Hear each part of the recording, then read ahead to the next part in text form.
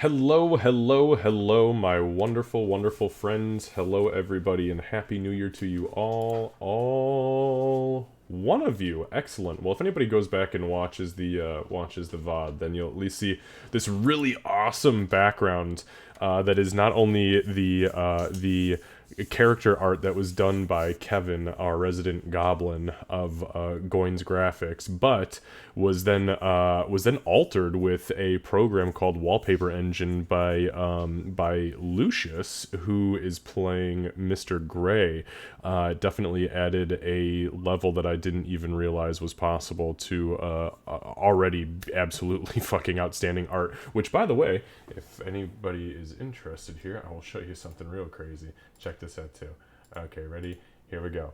And behind us, the art that is currently hanging in like a 45 by 30 above our bed is another beautiful piece by Kevin.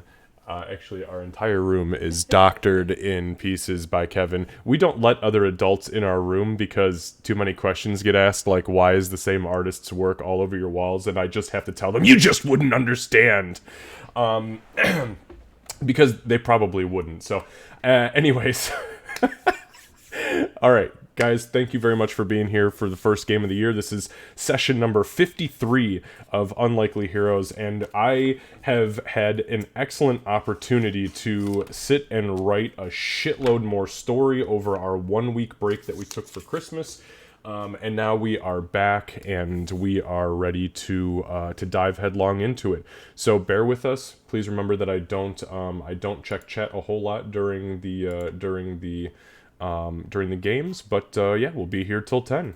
All right, I'm gonna jump back over to the crew and get ourselves started.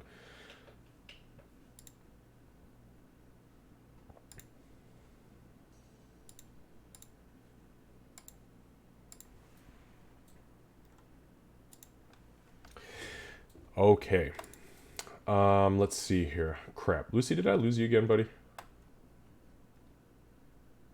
No, I'm still here. Just give me a second. I can't see him on the Oh, no, screen. no, no. It's okay. Lucy, you're fine. As long as you're here, you get yourself set up. I just wanted to make sure, because I was having some issues when I first logged in, and I had to, like, refresh a couple of times to get everybody loaded individually, which was strange, but, roll 20. But you just do what you gotta do. Okay. So, here we are. Session number 53. So, real quick recap. I did a little bit of digging to try to remember what the hell actually happened last time, since it was a week ago, and I'm used to playing every week. Or it was 2 weeks ago, actually. So anyways, so when we had... From my recollection, what had happened last time was that you guys essentially had another very heavy roleplay, a very heavy roleplay session. Within that roleplay included a couple of you going back to the Ore Master's Fortress to check on the situation with him going to fetch the ogre. When you arrived back there, and correct me if I'm wrong, but it was Aurora and Doc who went back there to meet with... Is that Candace? I just saw you shake your head. Sorry. Go ahead. Go ahead. I will let you finish what you're saying first to make sure, because it was Gray and Ree that went to check on whether or not the guy was going to go meet with the or no, it was Gray and Aurora that went to check on that, and then Ree and Doc went to go another. Okay, so Yeah. Gray and Aurora went to check with the Ore Master to figure out where the ogre was in the situation. The Ore Master said, actually, he's right here. And the ogre came out. He was fetched. He came out. He was wearing essentially like a scullery maid's outfit. He was very clearly a new cook. And he had a conversation with you guys. He seemed to be happy. And then he offered you pies, which were apparently his specialty. Unfortunately, or fortunately, I guess, it seems that there's a distinct possibility he was cooking animals he accidentally killed into his pies, which included a local dog. Gray, at that point, decided he was going to get a couple of pies for Ree, one of which was the date pie, the pie with the dates in it, and the other one was the dog pie. And the ogre was very specific in making sure that he understood that Ree needed to consume the dog pie first and then the date pie, as it would clean her out. So you guys left there because, if I'm not mistaken, Aurora was actually going to see the priestess, who was not there at the time. And then you guys went back to the House of the Dwarf Lord. When you were there, there was another round of conversations that happened, including the information that... Welcome back, Lucy. As well as the discovery and the discussion, the long discussion about what had happened with the guy that was supposed to meet with Gray, and what you guys intended to do about it.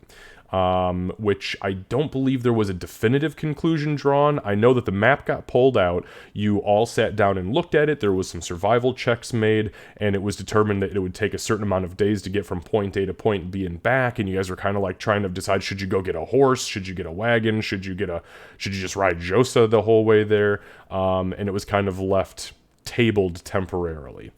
After that is when Doc and Aurora returned to the... And this was on... let me see. This was, this was towards the end of the night on Tuesday the 24th. And this is when Doc and Aurora returned to the priestess. Priestess pretty much said, yeah, look, there is definitely some change going on in and around you. If you don't hear this entity speak to you regularly, it's okay. Like, he's there. And if he's not there, you're probably dead. As he would need to be probably cut out of you. It was at this point, and through the course of kind of focusing inwardly throughout the rest of the evening, that Aurora realized that her hands, her claws, were actually extending and growing like an icy coating on them, just on the one hand though. And what that allowed, what that did, and just so you know, I did change Meepo's heart. I don't know if you had checked the description yet, but now anything held in your left hand, which I'm assuming is the hand you hold your bow, cannot be disarmed unless the entire limb is severed or you choose to drop it. That is an additional, that is like the, hey, Meepo's like, I know I talk to you, but I'll let you feel my claws. Yeah, and then we had the whole, but if he goes evil, then you need to panic. But if he's not evil, oh yeah, I'm very much aware. Yeah. Thanks, I hate it and love it. If he possesses you and freaks out, cut her fucking arm off. So we had ended with, if I'm not mistaken, you guys are back at the inn. It's about 5 p.m. You guys were just getting ready to rehash the discussion of what the hell are we going to do with this this guy whose name is Piotr Anvilrock, who was the contact that met you from the... And I did not show this to you guys the last time, and I kicked myself in the ass because I had a note to do it. So I'm going to do it right now. Because we've been discussing this guy and his group as just bureaucrats, and while they are bureaucrats, they do technically belong to a local guild. Give me one sec. And there you are. It is recognizable. Their insignia is the Inscriptionist Guild of Underhill. So they all have this somewhere on and or around them, whether it be on a cloak, a tabard, a brooch, a belt tabard, what have you. It is somewhere on their person. All of these people. Including the guy that Gray told to shut the fuck up, sit down, and finish his breakfast. Though you haven't seen him in a while. Okay. So with that being said, we'll go ahead and we'll pick right back up. We'll say it is 5 o'clock on the dot. If I am incorrect, by the way, about any of these details, as it has been a couple weeks, please speak now. So I do have a note, but Sure. I don't remember if we actually did it. It said picking up at Runesmithy for Doc and Aurora next session. Because we were stopping there on the way, I think. But I don't remember if you said that like the door was locked or he wasn't there. I can't remember. You know what? So, yeah, so it was 5 p.m. Hang on, let me just do... So you got your tattoo today. Mm-hmm. So yes, my note then would be that he is closed. Much like when he started the work on Ree's thing, he was like, "Yo, I need to take some time to myself." I think you and I might have talked about it after.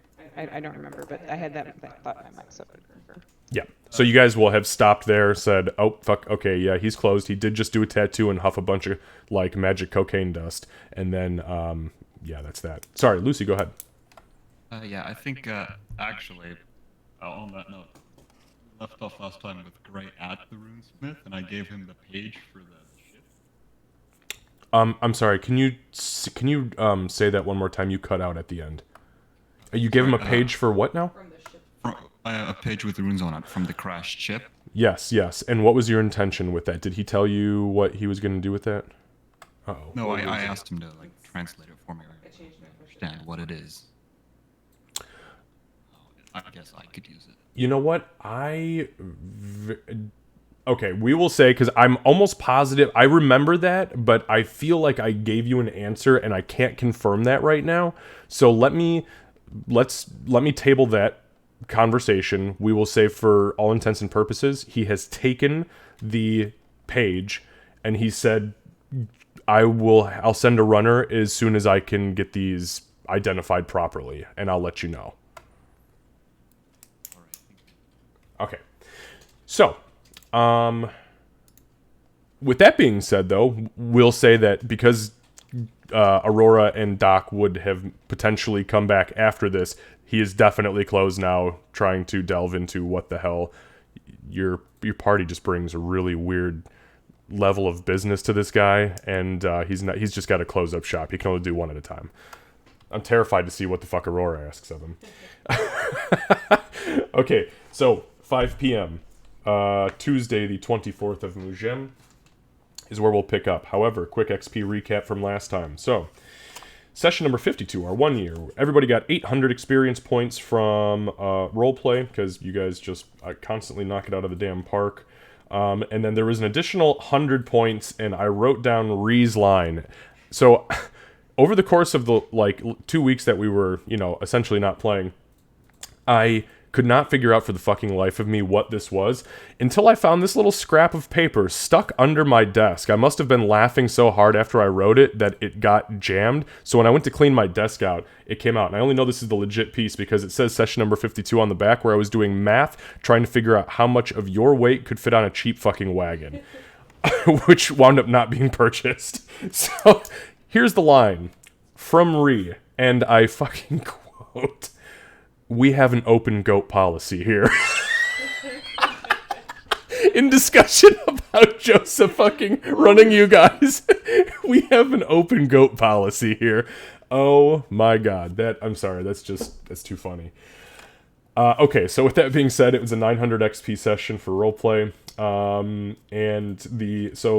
Aurora, you are at 27,359. Gray, you are at 28,371, and the remaining two party members are at 30,209. So we're about 4,000 away from people starting to hit some levels here, which is awesome. We've actually collectively gained more experience and levels from start to finish from roleplay than any combat encounters. Collective. That's definitely safe to say, yeah. Yeah, which is awesome. Super awesome. Okay. So, and by the way, I'm saving this open goat policy thing. I don't know how I'm going to incorporate it into my little desk setup, but that's just, you can't put a value on that. Okay. So, any questions? Okay, guys, let me go. Sorry, yes, go ahead.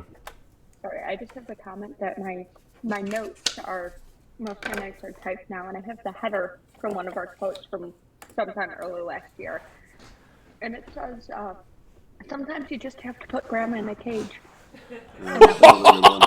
I remember that. I think that's when you guys found Bofer's mom in a cage, wasn't it? Yeah, I think so, yeah. Because I said she was an old lady, and Rhea was like, yeah, sometimes you just gotta put grandma in a cage. Like, wait a minute, is this normal where you people come from? Listen, things are different in Poodoo, okay? Shit gets weird. Oh, God bless it. Okay, let me go ahead and crank some tunes here, and we will get started. So we'll say that we're going to pick up, since it is 5 p.m. Either way, you know, if anybody obviously wants to pick up and start doing something, we will say you guys have just gotten yourselves back and into the tavern. You've sat down for supper, and yeah, that's where we're at.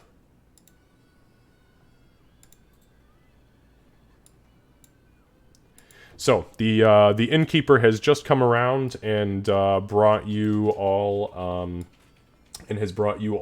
a very delicious looking dinner of some sort of beef and pork mixture with cabbage and potatoes in a really probably worse for wear like brown gravy. Look, it's the middle of the week. They're working with what they can get at this point, but it smells pretty good.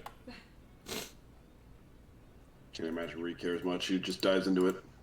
Oh, it's delicious. Yeah, it's definitely. It's like it's not his best work, but I mean, come on. What are you, some sort of gourmand or something? Hey, I just ate dog pie moments ago. I don't. He doesn't care. That is true. That is true.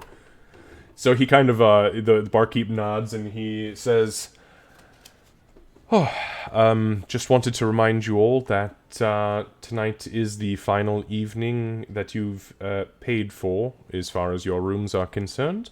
If you're interested in renting for another however long, to be quite honest, just maybe let me know before morning comes so that I can keep the room held and not have to move you somewhere different." How long are we planning on being gone to the east or to the west there, or just gonna be like 3 days, right? Pretty much. It's like a day and a half out and like a day and a half back.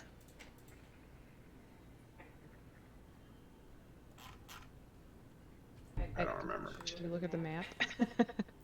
So as you pull the map out, yes, the math did get done. I will give you guys this because it's been a couple weeks. Yeah, it is about a 3-day journey, a day and a half there, a day and a half back. Is it possible just like, I don't know, rent like a storage space or something like that? Just like stash some of our shit here for a little while and then. He nods and he says, I suppose I could do that for you. I don't really have anywhere safe. The kitchen is kind of public domain as far as my servers are concerned. But if you'd like, the smaller room that she, and points down towards Aurora, had utilized as a, well, quite frankly, storage locker. If you're interested, I can rent it for you at, well, I can do it as at a discount, especially considering Mr. Gray here is part of your little band of adventurers. How much? Oh, well, let me see. You see him kind of like doing math in his head. Well, I've rented it at, it's lull right now since the performance, and I don't think anybody would be interested in listening to the Scald's Tale anymore. Not when we've got the bard. I'm sorry. Yeah, so I could do it for a modest 2 silver per person's worth of storage per night.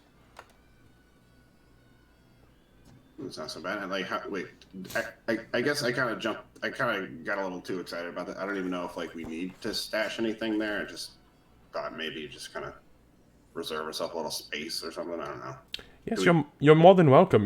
I'll tell you what. You can discuss with each other, and then just come see me. I won't re-rent it out until I've heard from you. Thank you very much. He kind of nods, and then weird but delicious. Oh, yes, that's oxen tail gravy. Extra tail. We cleaned all the shit, don't worry. Not like you'd care, right, Ree? It's kind of rude, but I don't really care. He puts another bun down in front of you. And then he walks away. Okay, so what do you guys think? Do we need to rent the room for the 3 days, or should we just kind of smash shit, come back, collect our money, and then fuck off?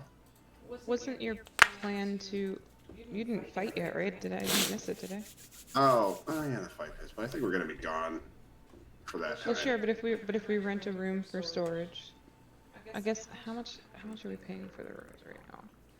We don't want to pay for an empty room. If we're gonna rent a room to store stuff, you know, when we come back, we might be able to get that same room, but that's okay with me. That big Yeah. one. On my side of things, some of that will depend on whether or not the runesmithy is open before we leave. Did he say? Was there any sign on his door saying he's gonna anytime soon, or he's just closed for the first? I don't know. We got close, and Doc started rubbing her arms and muttering something about getting hit, and we just wanted to get away, you know. It was just... That is not how that went. And Aurora absolutely flips you off, by the way. Okay. Well, she flips you off back. I mean, okay, we all have our own money. We do need to help these people. They came to us. Don't roll your eyes. I saw that, Aurora. They are awarding us generous. And we've kind of left a mark here. Probably want to keep that as positive as possible. Oh yeah, definitely. So I say, let's just, are you going to be comfortable with leaving stuff here, Aurora? Gray, at about this point, you feel a very familiar static kind of ripple through your mind as you feel a sending spell or some sort of telepathic message take hold and begin to unfold. You hear,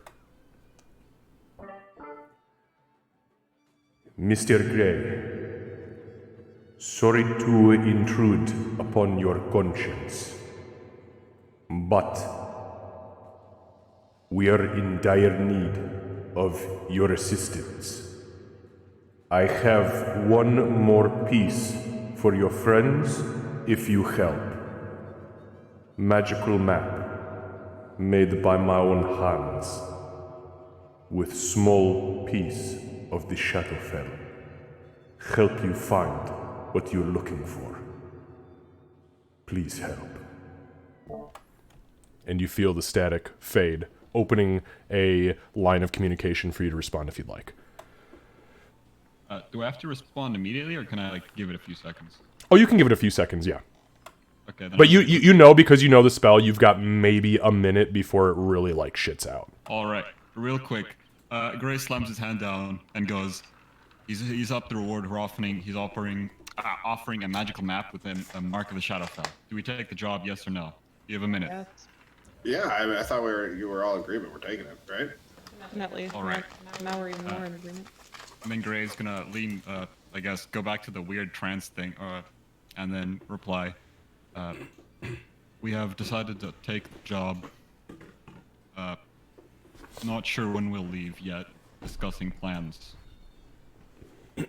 When he kind of goes quiet and is, since I've had that sending spell or message or whatever a couple of times, Doc will lean over to Ree and go, he's being very assertive. I don't like it. I kind of like it. What is that bad thing? No. Also, these 2 pies are yours. And she'll slide the pies over. Oh fuck yeah!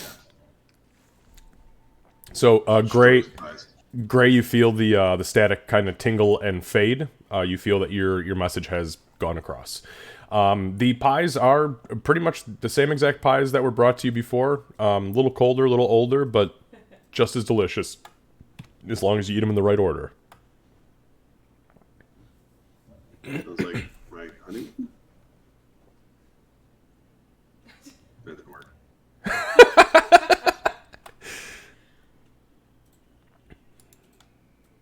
Okay, so wait, what's so special about this map? It's something about the Shadowfell? Like what? Like you said, piece of the Shadowfell?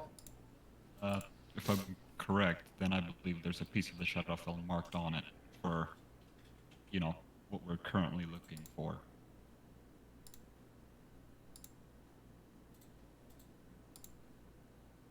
he's gonna make like the claw motions of the Shadowfell thing that killed Doc. It's Soon. it's eerily accurate when he does it too. It's almost like you see like his arms get dark and semi-translucent for just a moment. Doc actually like visibly shudders because that creepy ass voice from last night comes back into her mind at the same time. Don't do that. No promises. Then same.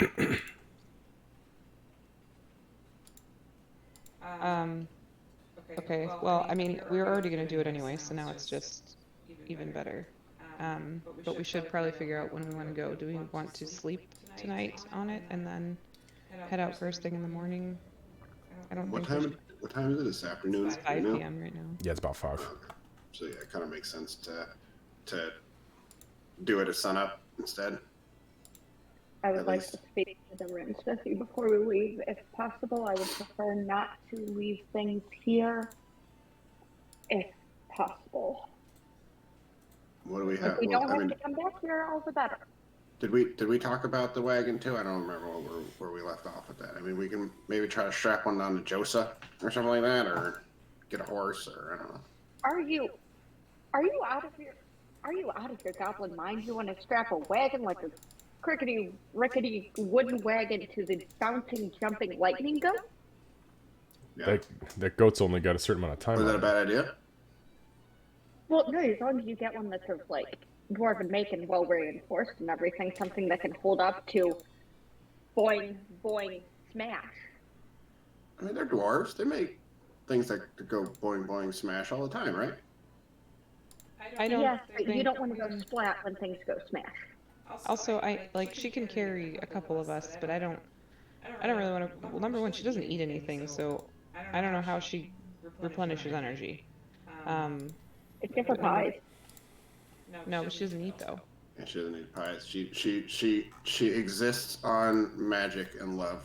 If I had to guess. Strange. But Strange world, Logan. what? So why would I guess? How much stuff is everybody needing to bring? Because we got the I'm just thinking about the giant ass pelt. well, not to volunteer Gray's stuff, but he's got this freaking hole that holds shit. Oh yeah. Well, maybe we just get a horse or two for all you non-goat people. That's you Putting guys. stuff That's you, in specifically you do. putting stuff in the, magical black hole is not a bad idea.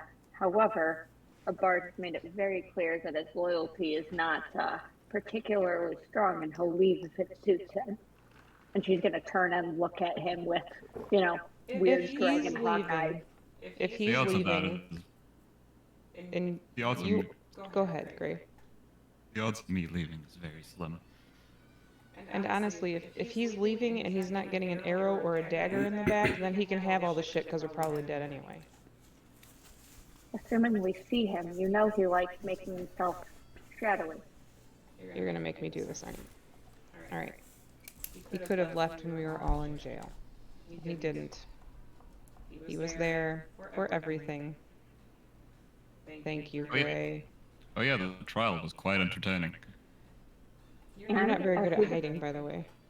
we discussed that hid he pretty could well have from all taken the police. entertainment. So, regardless, she's gonna look at him fully, ignoring the other two for a moment. Can we make use of your magical black hole for storage purposes? And if so, can we get your word that you won't, leave on a whim? Gray, make a wisdom saving throw. Okay.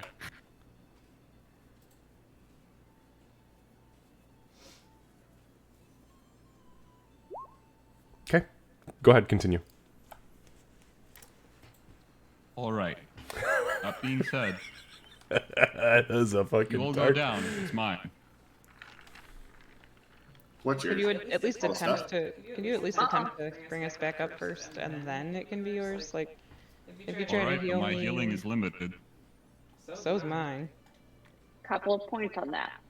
First of all, going down and staying down. Second, you can't make a short joke about thinking that we go down just because we're below your knees. I didn't Gonna need to, pause but and- thank you for that. Yeah, you kind of gave that one to him. No, that's fine. Third, you understand that if we go down, you leave and we come back up, I'm coming after you.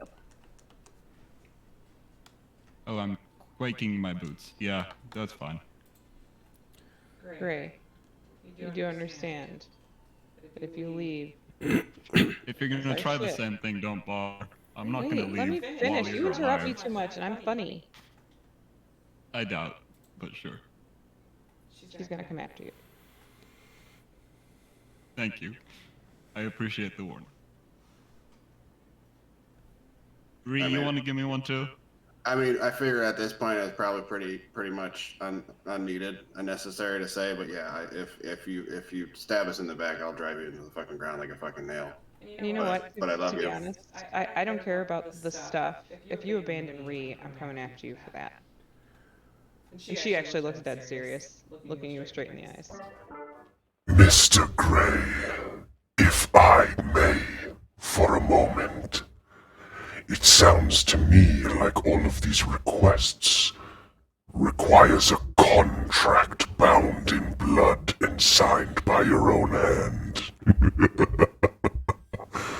Consider it.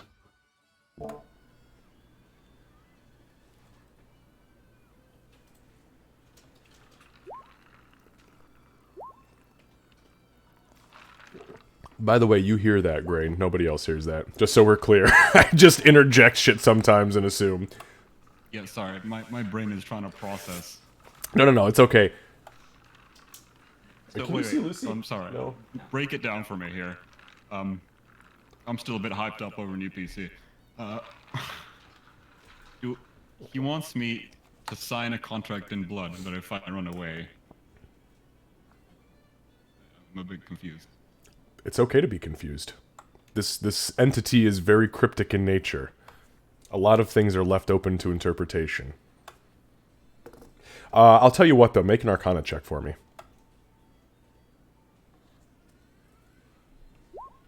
That's fucking fantastic.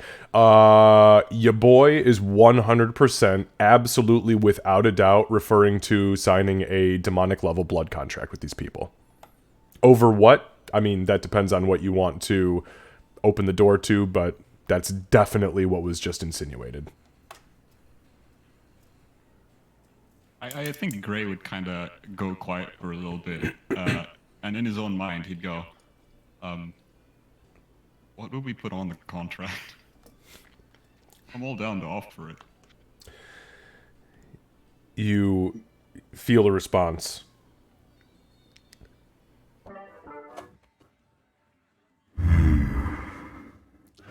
They're very keen on making sure, Mr. Gray, that all of their worries are noted and that the threat is prevalent.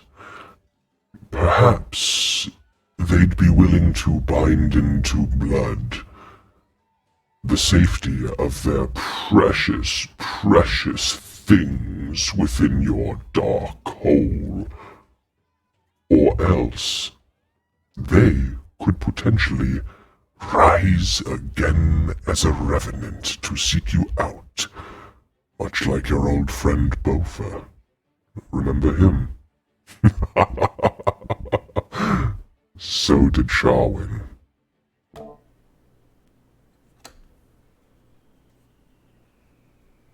I think Gray's gonna lean forward again and go, how about a contract? That's all I had to do to sell it? Yes! I mean, It doesn't take much. I know. Okay, I digress. Sorry, go ahead. In return? a contract? In return, for me not leaving with all your stuff until your death, you do not harm me. Well done. And if you perish, you do not haunt me in the afterlife. I mean, I don't need to scribble my name down on something to not harm you when. Wait, what? Why do we need to get? You were Why do gonna we need to be get weird about this? harmed. It's a magical contract. Or we could Since you just guys are so not. afraid of losing your stuff. Okay, I take back everything I said about being loyal. We're gonna pay for a room.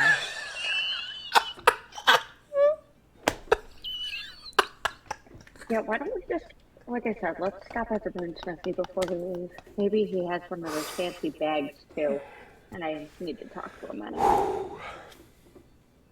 I doubt he'll be open. Go ahead. Doc's eyeballing Gray. She says, as somebody who deals with contracts frequently, I think you need to really think deeply before offering things like that.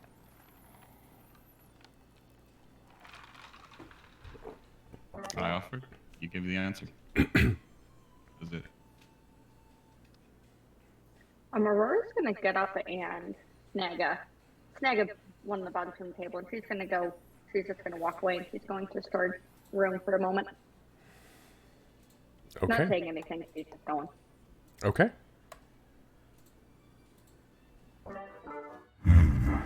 Seems like their loss. Unfortunate. Could have profited greatly off of their misfortune. Oh, Mr. Gray. You're so smart.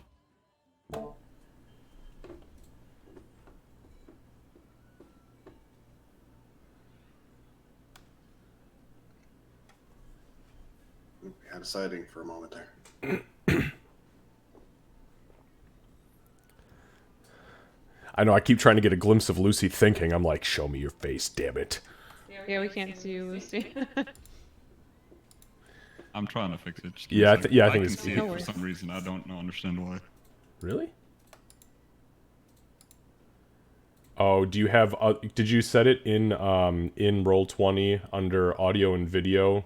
Others can see or hear me both, and I can see or hear both? I can see Lucy. Oh, really? I saw him and then he literally disappeared. Hang on, let me refresh. Striped shirt and creepy shadow. Yeah, that's Lucy.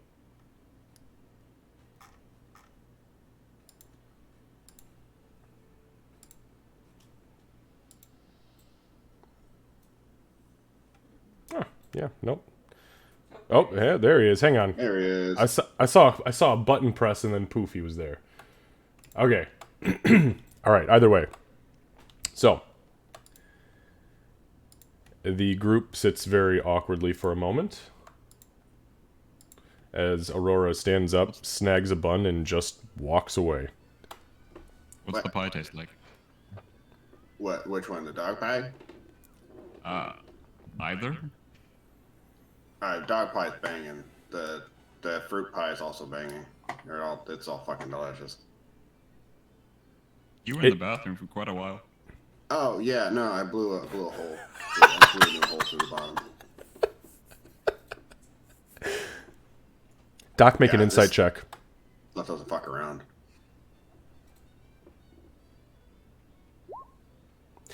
You sense that Gray might be attempting to change the conversation.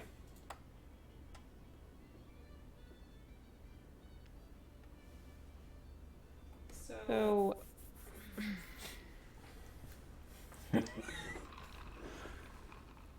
Gray, why did you stick around when we were all in court? Do you really want to know the answer to that one? I don't ask questions I don't want answers to. Fuck, when you say it like that, no, I want to know the answer. Because it was fun. Kinda it. Imagine the story I could tell, seeing I got you, I don't know, Torin. 4 people in court for a crime that I was supposed to be there for. Besides, how many people were there that were supposed to be trying to arrest me, and I just showed up? Great. So it was the thrill. Seems The legit. story. But you didn't tell it. Not for you. I didn't ask for it. You just told a story to a bunch of people here in town and you left that detail out. Yes. Let me just tell a town full of dwarves that I snuck out of prison and then, also snuck into a courtroom. You never got into prison. Snuck away from the Snuck guards away that from wanted. you. Oh, I see. You saying that you turned invisible and slinked away wouldn't be as good of a story as you got arrested with us and escaped. Yes, and the story's not for you people.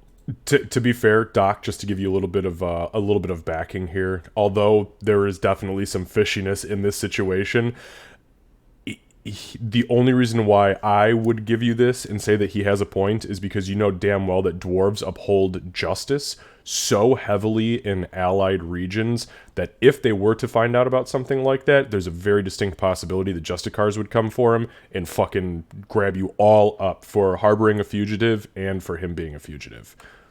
Just for reference, and I only give you that because you grew up around these people, so. Well, I appreciate you clearing up my confusion on why you stuck around. She just kind of You're smirks.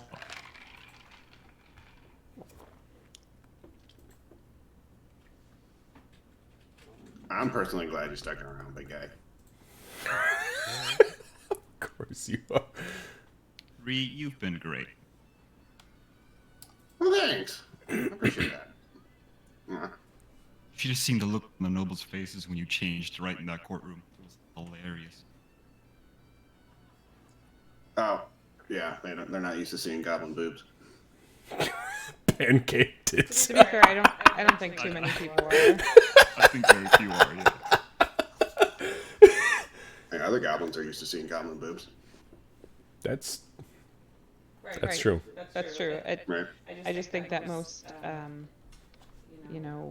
citizens and nobility sitting in a courtroom, it's a free thing, so they did not pay for a show, and maybe just weren't expecting. Do people pay for that kind of thing? Yeah, in some places they do. So you could get paid for that? I think that you should stick to fighting. Okay.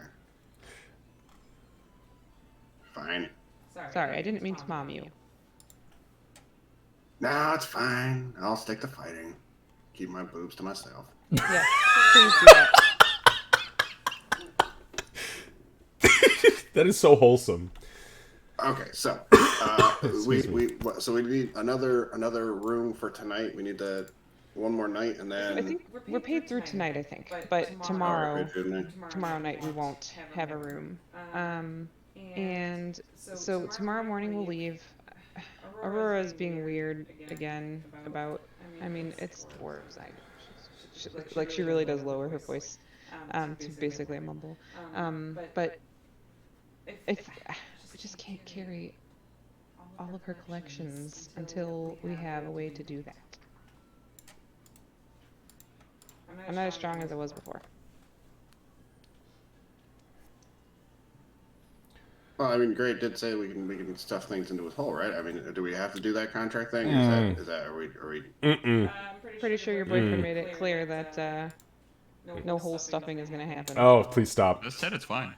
Please. I said if you wanted to. Oh, god damn it. Needing it to be a contract just makes it 10 times worse. I mean, like I said, I trust him enough to not run away. I mean, he could have done it a million times, so I don't know. Well, that's what I said too. Or good stories. He said it himself. Just please stop talking about stuffing holes. We're good stories for now. That's rough. Gray, I really want to get along with you. You make it really difficult.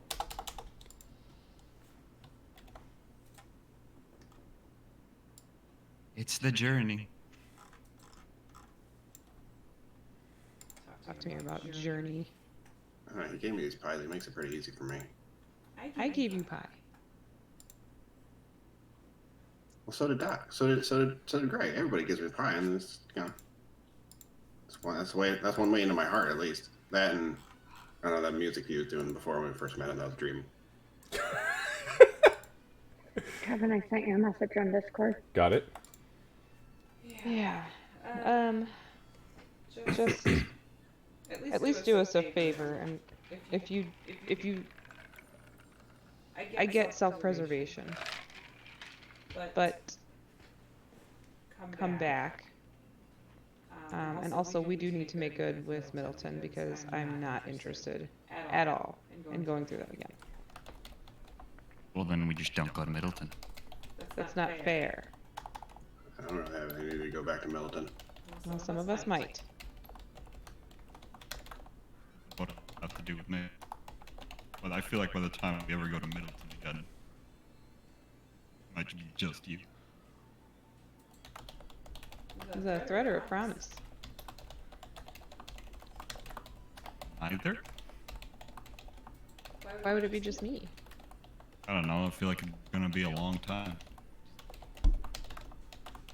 Did we forget something in Right? Middleton? Aurora. Yeah, I don't think we have anything in Middleton. Well, for some of us, we get to travel with the people that we like to spend time with all the time, and for others of us, there are people we like to spend time with who are not traveling with us. If ever we have to go back to Middleton, we just, have Gray go invisible or, disguise himself, Well, maybe it will just be me. Doc will get up from the table. Okay, bye. Have fun talking to your girlfriend. She's actually gonna head back toward the room. Okay. So, Gray, Yeah, I don't know, if it makes you feel any better about us using your stuff, your whole, I mean... Oh my god. I'll doodle on the paper, I guess. I don't know. Lord, now that I walk. No, what it's we're fine. talking about here? You of all people, I am willing to trust. Yeah, okay.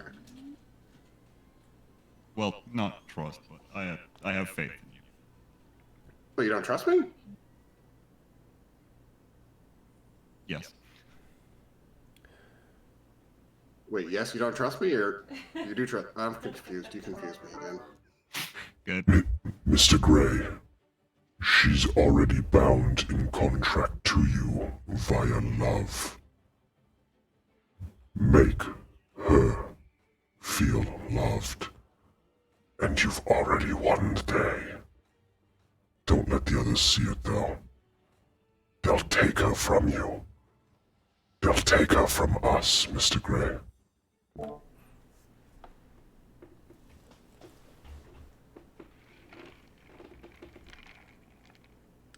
Look, you want to play a fucking evil character You in my need to campaign. stop. Look, you want to play a fucking evil character in my campaign. I mean, we can work things out. You can work things out. By the way, just so you're aware, and Lucy, I mean this seriously, between DM and player, you do not feel physically or literally or magically or mentally compelled to adhere to what is being said to you. It is just roleplay level persuasion for now.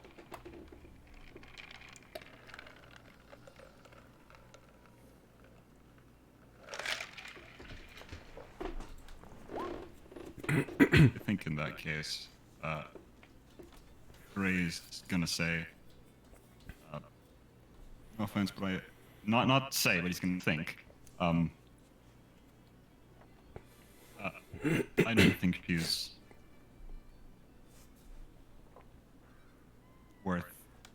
she's worth more for me. I don't know the right way to put it. Give me a second. Let me think.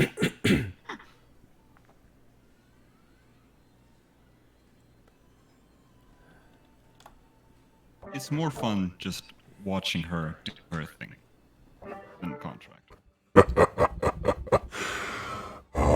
To lament over love again. Yes, Mr. Gray, I think you're right. String her along, so when you are in dire need of her presence, she will flock to you like the songbird to a spring. A fresh, ripe spring. Oh, Mr. Gray, you're so smart.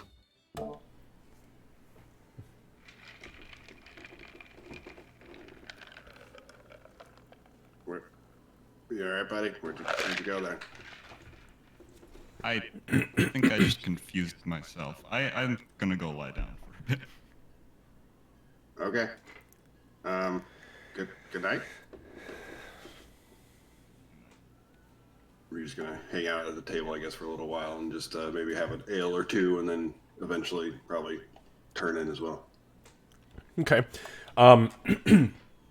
As you get your second round of ale, the barkeep brings it over, and he says, "So you'd asked me a couple of days ago about the pit fighting. Is that something you're still interested in pursuing, Misery? Oh. I'm sorry. Is it Misery? Oh, I think misery. Misery. I like it. Yeah, that's good. That's Got good. got a ring to it, doesn't it? Nice ring to it, yeah. Yes, but you had mentioned it. I'm not sure if you've spoken to anybody else about it, but is it something you're truly interested in pursuing? I mean, if I'm going to be here, I don't think I'm going to be here for when the fights go down. It's Thursday, right? What's today? Well, no. Today is Tuesday. The sign-ups happen on Thursday, Oh. and the fights get pooled into brackets over the course of a 2-week period, in which you will have a set amount of bouts, and depending on your wins or losses, you will receive coin and, of course, notoriety, because, let me tell you something, dwarves do not like to be beat by those of other species. Flat out, they dislike it greatly. But some of us spectators love to see it, quite frankly. I have my eyes set on one in particular, a dwarf who I'd love to see his teeth get fucking kicked in by a goblin. Great dishonor upon his family. Wow, holy shit, who's that? Krogmore. He simply goes... Krogmore. He's a fiery, red-headed bastard with ripply, bulked-up muscles and a chin that's got a cleft in it like an asshole. Wait, does he not have a beard? You can see his cleft? He had his beard torn off about 6 months ago. Hair stopped growing. Swear it happened. So funny. So basically it's just big old beard and just a butthole kind of hanging out right in the middle of his face. Yes, and everything else, big, fiery, flappy mane. He's already done disservice to his family, but unfortunately, during our childhood, he was one of my personal bullies, so to add insult to injury, I'd love to see his shit kicked in. By you in particular. So I have a proposition for you, Misery. If you're not going to be here during the time where you would need to sign up for these bouts, I could maybe sign on your behalf just to make sure you get entered? Oh, yeah, that'd be perfect. I was actually just about to ask you if you could do that. Oh, Or if there was any way I could go about doing that, yeah.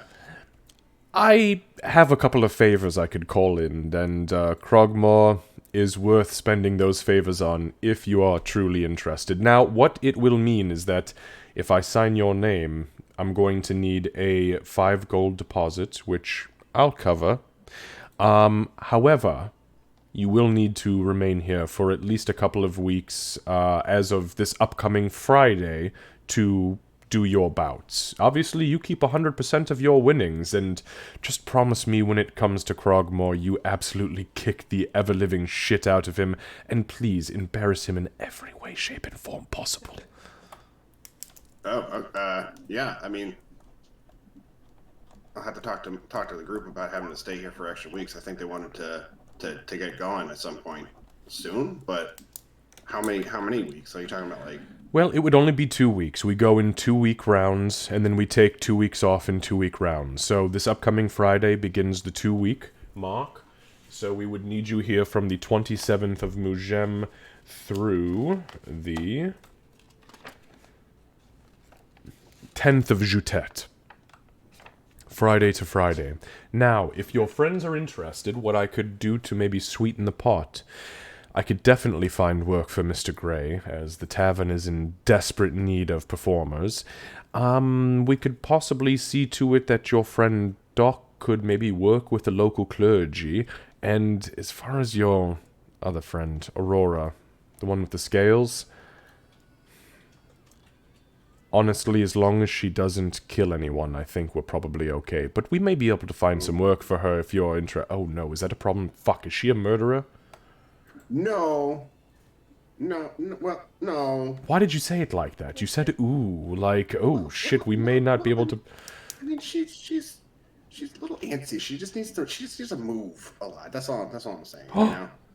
Maybe we could allow her to assist with the explorers. There's an explorers guild here in Underhill. If she is adept at tracking or just moving quickly, and I know she's good with the bow. I heard the story, and I believe it. Maybe she would be interested in joining the explorers. I hear that they split treasure between the lot of them. I'm just saying, it could be lucrative for your entire group if you could convince them. And again, I will cover your 5 gold entry fee, and I just... If not, it's okay. I understand. But you being here and your group being here, it's luck, quite frankly. Garl be praised, right? And he glances down at your nugget. Yeah. Mine doesn't glow, but tap tap. Yeah. I'll bring it up to the group. I mean, fuck, I kind of want to embarrass this asshole for you. I mean, you've done so much for us, so I mean, I wouldn't mind embarrassing an asshole in return. Otoki. Well, and that's... Oh my god, I just want a pet so fucking bad, it's stupid. Okay, guys, stream over. Everybody go to Cat's place. He says, well, and see, that's the thing of it, right? He's an absolute asshole. He was my childhood bully, and he had his beard ripped off, and it stopped growing, so now he has a huge asshole on the front of his face, and it's not his mouth. It just, everything has fallen into place so perfectly when you and your friends arrived.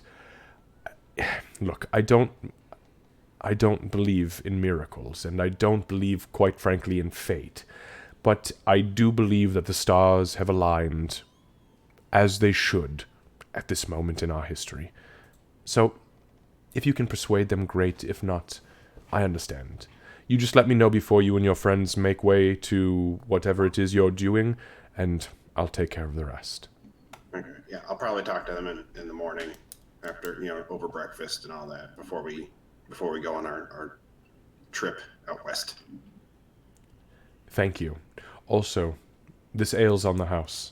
And he slides over the ale, and then he says, oh, almost forgot about this. And he sets down a small shot glass in front of you that immediately wafts up into your nostrils as the delicious cinnamon liquor known as Firebelly. Oh god, here we go again. No, you're all right. Look at you. Strong, brawny, goblin barbarian. Beautiful. Fucking right. What? Sorry, excuse me. He lifts the tray up and he walks away. Right, she'll pound the fire belly and then sip on her ale. All right, go ahead and give me a Constitution saving throw for the fire belly.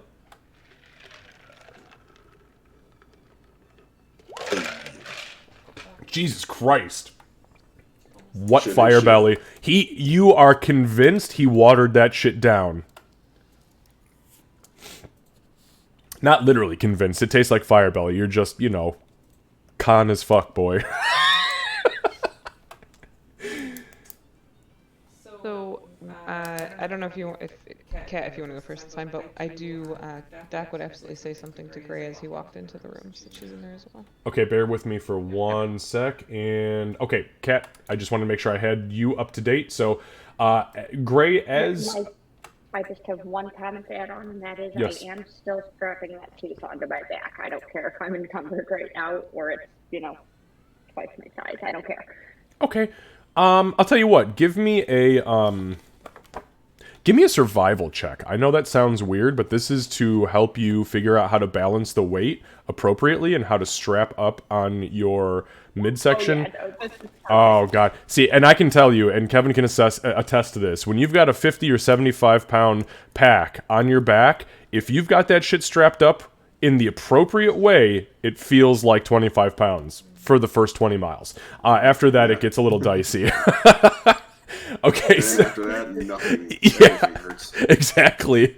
So This weighs literally more than half my body weight at the moment. however, as you strap it up, that weight is reduced by 50% for the time being, as you have used every leather strap that you have on your person, every bit of cloth, to appropriately even the weight across your shoulders, chest, and midsection to carry it effectively. You know you cannot do this for a long time, but for the time being, it feels about 50% of the weight. Thank you. Don't thank me, you rolled a fucking 25 survival check. Thank the dice. Yeah. But you're welcome. Okay, so as we move up towards the room, Gray has entered the room, and pretty closely behind Gray, Doc, you enter the room. To Gray, what are you doing? Oh, you were sleeping, right? Is that right? No, I I think was Doc in there is here first. first. Oh, sorry. Okay, Doc, what the fuck are you doing?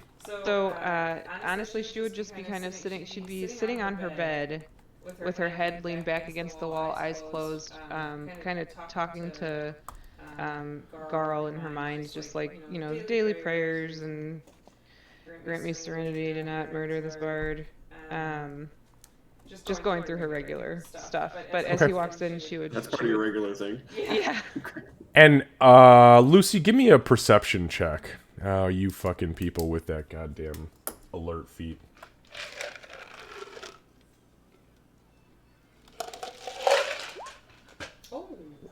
Okay. Disregard. The door opens and there is Gray.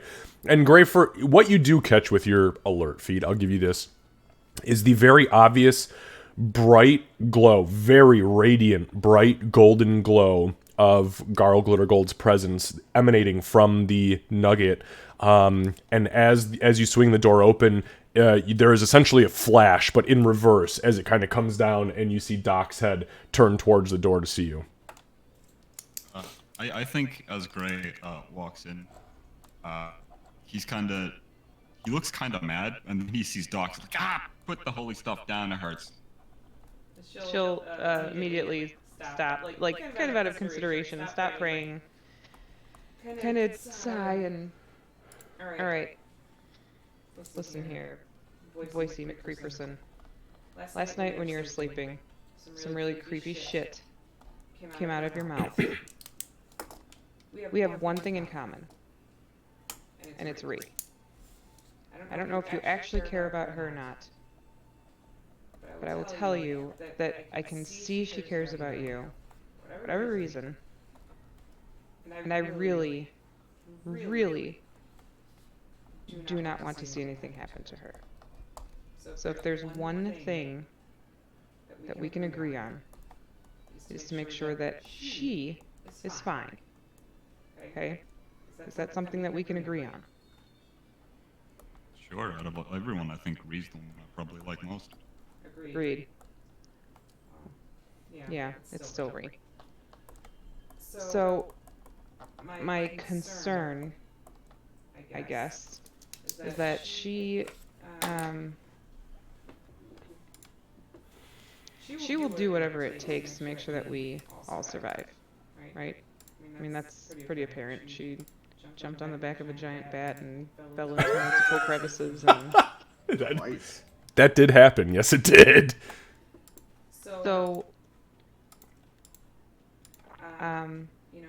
obviously breaking her body is not something she's concerned about, but clearly her mind and soul are out there as well. So if you're not actually interested and you're just fucking with her, stop. But if that's not where you're at,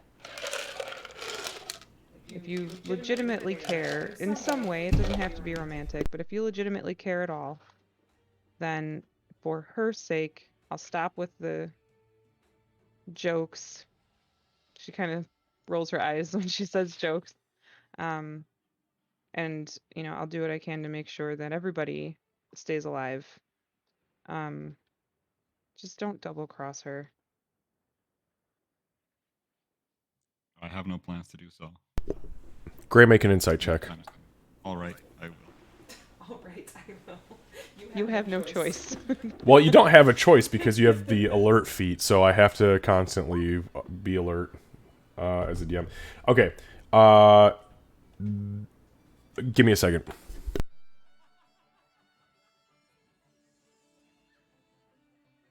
Okay, sorry, I just had to confirm something with a player. That was hands down the most sincere thing that you have probably ever heard out of Doc. Period. In either iteration of her existence. In that case, yeah, Gray will kind of say, I agree. Bree's probably the closest thing I have to a friend. And I'm not in love, and he's gonna say that he's saying that not directly towards you, more towards like something else. Sure. And but yeah, I'll try and keep her alive. After all, she brings so much fun to everyone.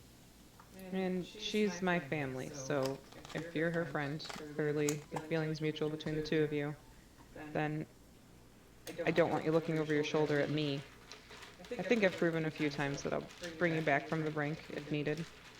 And whether or not that's for you or for her, it doesn't matter. It's just what's going to happen.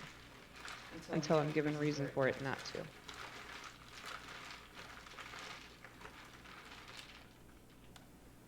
All right. She'll pat the gold nugget, and then... No more lights, no more blinding me with that fucking nugget. Stop. It's not me, it's Carl. He says hi. And then she'll lay down, but she's laying so that she can see you. So like where the pillow is on the bed she's sitting, she's actually laying the opposite side, so she can still see you. Do you know that you talk in your sleep? No, I'm asleep. Also, I replied this exact same thing to Aurora. Oh, she already asked you. Oh yeah, a rigged shadowy corner next door. It's her. What did we call it? Brooding haystack, I guess. The brooding haystack. Well, I don't have a brooding haystack. I just have this here room. But You're not the brooding type. you know, it's funny. I'm not. I probably should be. But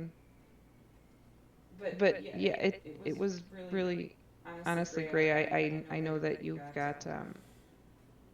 We all have our demons, and yours are more apparent than others. But it was unnerving. And if it's not something you're controlling or aware of, it should be addressed, considering we outran and then killed a ghost.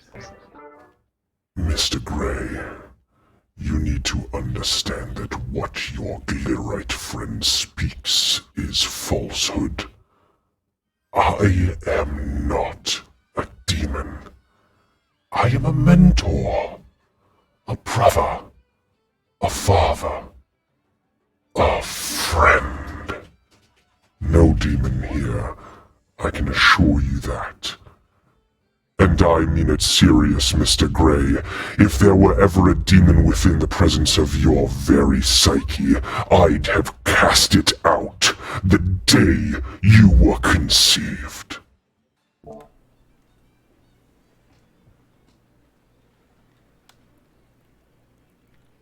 Gray's gonna not reply to him for now. He's gonna go to Doc and go, don't worry, it is something I am aware of. And it's not a demon. And it shouldn't bring any harm. Lucy, gain an inspiration point. How shouldn't is that shouldn't? That's good. I bet my life on it. Good enough for me. She'll actually lay down. I mean, yeah, there was no doubt in the sincerity in his fucking voice. Or was there? And then, no. I'm just kidding. I'm just kidding. I'll do an insight check. No. We're good. And Gray, at some point, it would be nice if we could be friends. Well, let's not get ahead of Don't ourselves. push it, but sure, eventually. Not yet. It's not your choice. It's mine. I get to choose my friends. No, you're right, but same. Anyway, as Doc leans back, Gray's also gonna sit on his bed and just kind of, I guess, looks like he's gonna stare at the wall. And then he's gonna think again towards his friend. And he's gonna go, you're not friend, you're you're family. Oh, Probably the closest thing to a father I've had in forever. I trust you. Mr. Gray, I swear that I would never lead you astray. And though sometimes I may mysteriously manifest, and I understand some may not understand, I promise you that many can attest to the strength of my resolve and those I've trained over the years. The gifts I've bestowed upon you have saved your friends at least 4 times in your adventures. Though they may not see it, I swear to you that my loyalty is unbreakable. Take care of yourself. I have a minor duty I must attend to, and I may not speak with you for a couple of days. But I promise I will be back, Mr. Gray. Back to my old ways. and you feel a physical pressure against your right cheek as you hear the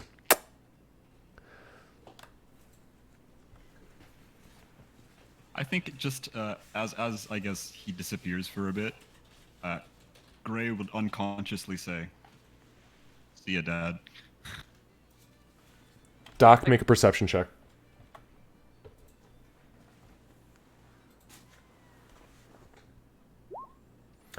So he doesn't say it loud. It's very under his breath and sounds very reflexive in nature, but you do hear a "See ya, Dad." And it sounds very, very earnest, like very, very wholesome, very true.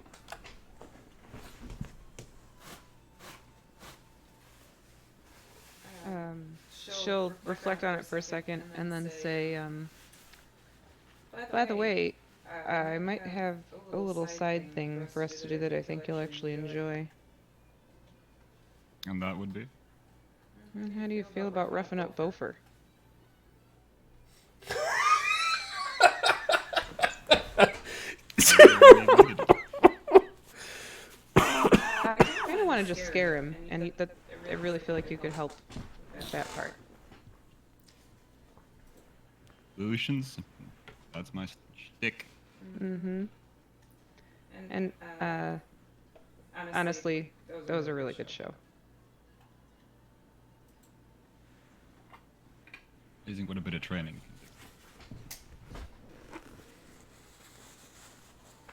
And Night, Gray. practice. Good night. All right, so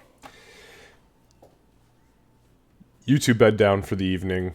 Aurora, you have got yourself strapped. I almost said strapped to the teeth, but technically you have the tooth strapped to you. So, what the hell are you doing?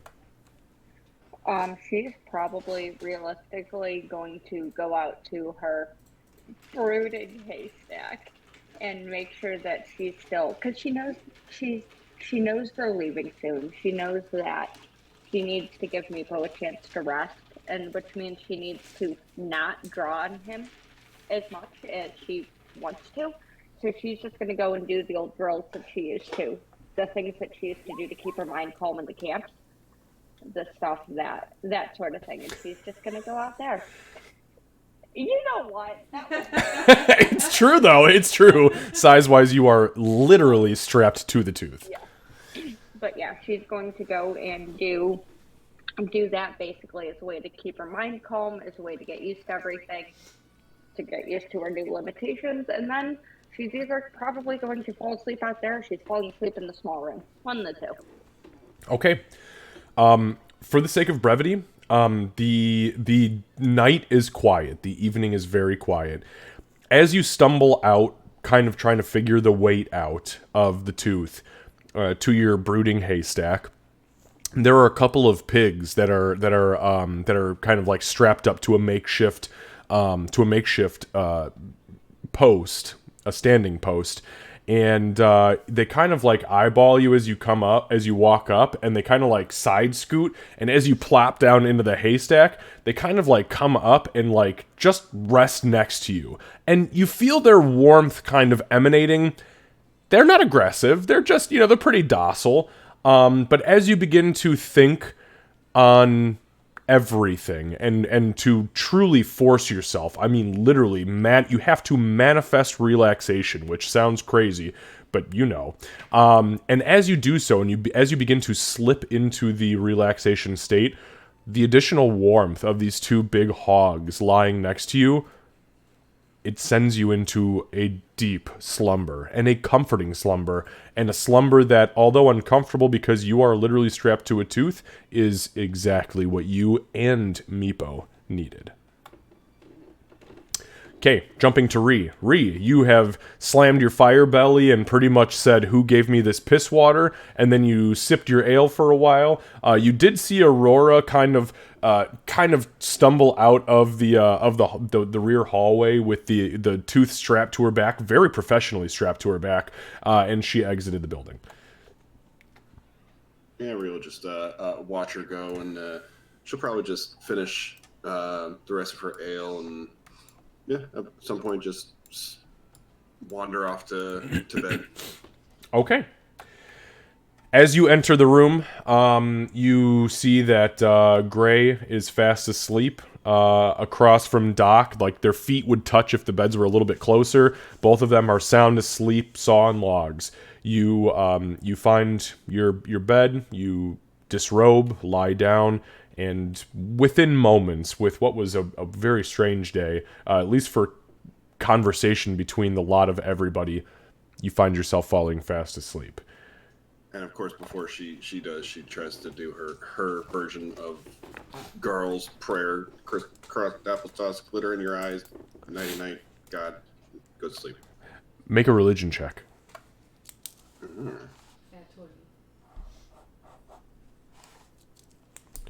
Religion is about Oh. Nailed it. Fuck. I almost said Jesus Christ, but that is inappropriate in this situation. Wow. Using all the wrong God names. Yeah, right. Exactly. You start with like Kerbyog, and then you like switch to fucking gods you didn't even know existed, and then you like throw like a Mora Groomsh in there, a Mora Oomsh, and as you touch the nugget, you're just like, oh man, something's just not right here. Yeah, like you feel kind of like something sits off in your stomach, and you feel like the meat sweats, but it's quick, it fades, and you're like, maybe that's a religious movement. Not sure, but maybe the start of it. I felt the touch of okay, all right. Oh. All right. So you guys fall fast asleep, and we're gonna go ahead and you guys are gonna wake up the next morning, which is Wednesday, the 25th of Mugem, at, we'll say 9 a.m. Everybody gets a very good night's sleep. God, I wish I could sleep till fucking 9 a.m. nowadays. Oh my god.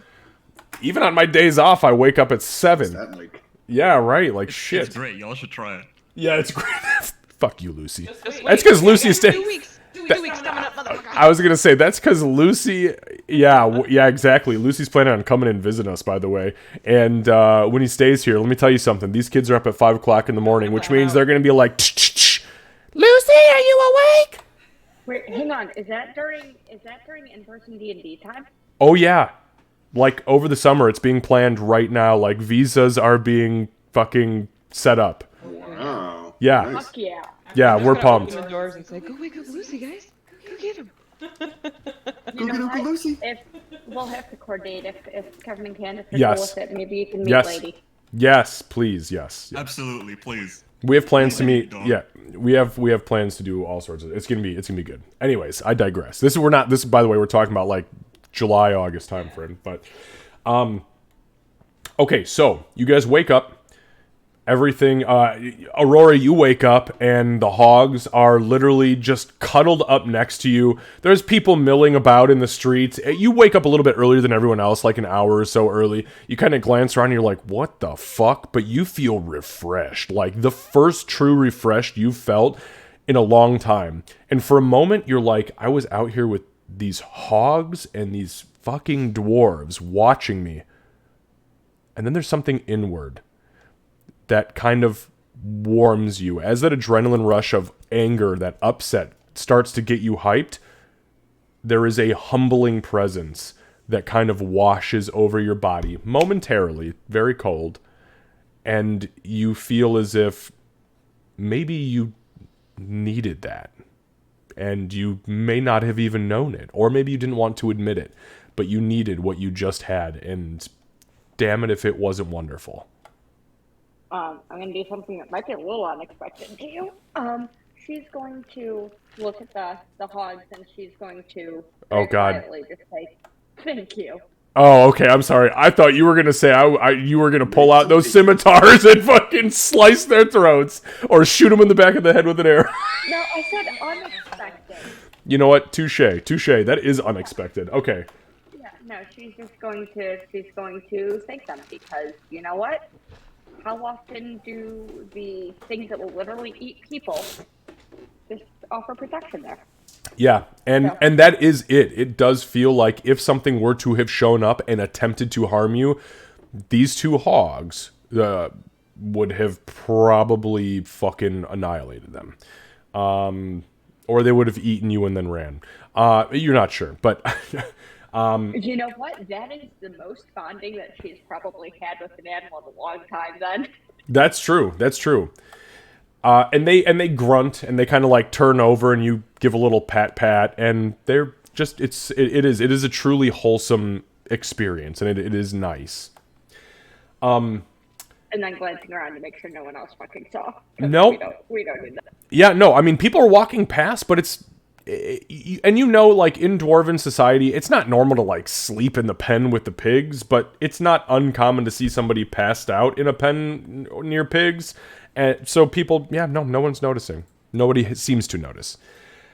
Then my goal will just be to go over to the runesmith and hang out until he decides to open, and I will be the first one in. And that's literally all I'm doing. I'm not even eating. So, as you walk over there, the door is partially ajar. And there is a soft light coming from the inside. Also, the scent of freshly burning rosemary oil is kind of wafting out from inside. Is this at like 8 in the morning? Is this normal? Yeah. So you haven't encountered a lot of like runesmiths in their true environment. You know about runesmithing, but because you were a slaver, you usually just had them in captivity. As far as the rosemary oil is concerned, go ahead and give me a nature check. Is this one that I'm doing with advantage because it's a dwarven thing? Yes. I appreciate that question because I would have forgot. Yeah, it's not often I get to do things with advantage when it's not a murder thing. It's a good place to be. Oh, yeah, okay. So, rosemary oil, if it is burnt very early in the morning, is done for one of two reasons. Either 1, a cleansing ritual, or B, as a sobering ritual. Both of those go hand in hand, but either a cleansing ritual is like out with the evil, in with the good, or a sobering ritual is like, I got really fucked up last night, now let's go ahead and, get all the nonsense out of me. Then she's gonna go into the runesmithy then. I was not expecting to do this before everyone woke up, but okay. So, as you enter, the runesmith is at the large altar in the center of the room. There is a piece of paper or a piece of parchment on the table that is very lightly smoking, but it is in one piece. There is a circle of runes that are smoldering, And what you know as far as that is concerned is that if they're glowing brightly, they're active. If they're smoldering, they are dying out and their energy is fading. The runesmith is kind of leaned over and he's staring at the runes, and you see him kind of drawing his finger across as if he's trying to read them. And every 2 or 3 seconds, as you watch him through the crack in the door, he picks a quill up and he jots something down on a separate piece of parchment, not inside the circle. Yeah, she'll watch. She will stay quiet for now because she's not stupid enough to interrupt the runesmith when he's focusing. So probably 15 minutes or so go by, and the dude does not notice you at all. But he gets to the bottom of the paper. You see him sign big, like a signature. He slaps his quill down, and as he inhales, the smoke from the smoldering runes and the burning bowls of rosemary oil go up and into his mouth. He swallows deep, and all of the runes go immediately cold and inert. And as he breathes out, there is just a very light... So, have you ever seen somebody with those big box vaporizers breathe out? It's not that intense. It's like when they get right to the tail end, and it's just a little like, whoop, of smoke. That comes out. I hate that I have to reference it like that, because we all know exactly what those guys are like. So, it just kind of, whoop, comes out, and he blinks a few times and looks around, and he sees you, and he goes... Oh, hello. Is there something I can do for you? Shit, was the door ajar? I'm not technically open, but is there something I can help you with? She's going to speak in Dwarven for the duration of this conversation. And she's going to say, good morning, yes, it was open, and how could I pass up the chance to potentially get in before you were slammed with orders again? I've heard such fine things about your work. He blinks heavy, and you see like a little bit of ash fall off one of his eyebrows, and he says, all that work came from your other friends. Tooth, tattoo, and he kind of looks down and he slaps the piece of paper in the middle. This fucking thing. Oh shit. There's always one more. What do you need? What do you need? What do you need? So he doesn't seem to be like she has heard them say that he is odd, but this is the first time she's actually met him. Because I wasn't in the room with any of the other interactions. He doesn't seem like he's a threat in any way, right? Make an insight check. That's a great question. Because that's her immediate, like, oh shit, what the fuck is up with this dude? Shoot him in the dome and rob him. Wait, what? No, sorry, this is not an evil campaign. Lucy's like, yet. I don't know if that one has advantage, though.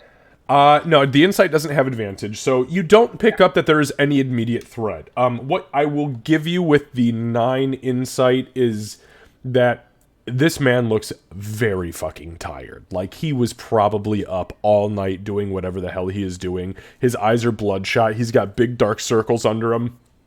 He coughs every once in a while, and there's like ash that's like up on his face and head. His hands, on like the bottom of his hands, like where his pinky is stained with ink, where you could see he's been writing. He's tired. He's exhausted. Okay. She's gonna pause, and she's not hiding the fact that she's looking him up and down, or mostly up, so she's shorter than him. But she's going to pause. Sorry, 1 second. Lingering cough. She's going to say, I can come back later if you'd like. We're going to be leaving shortly, and I was hoping to be able to acquire some of your work myself if possible.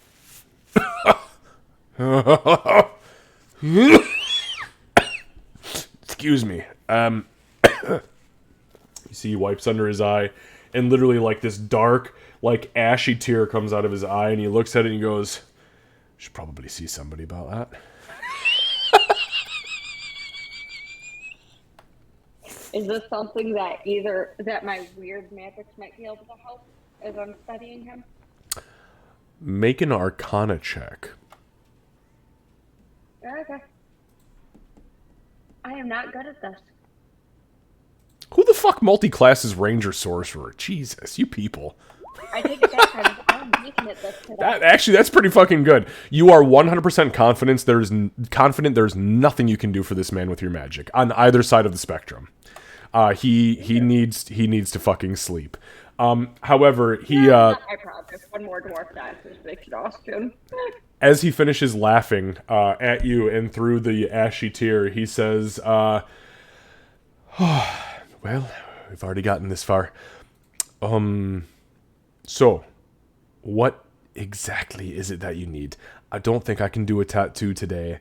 I don't think I could create anything today. I need probably another 3 days worth of sleep. Can't do any translation out of rosemary oil. Excuse me. Excuse me again. So what are you looking for?"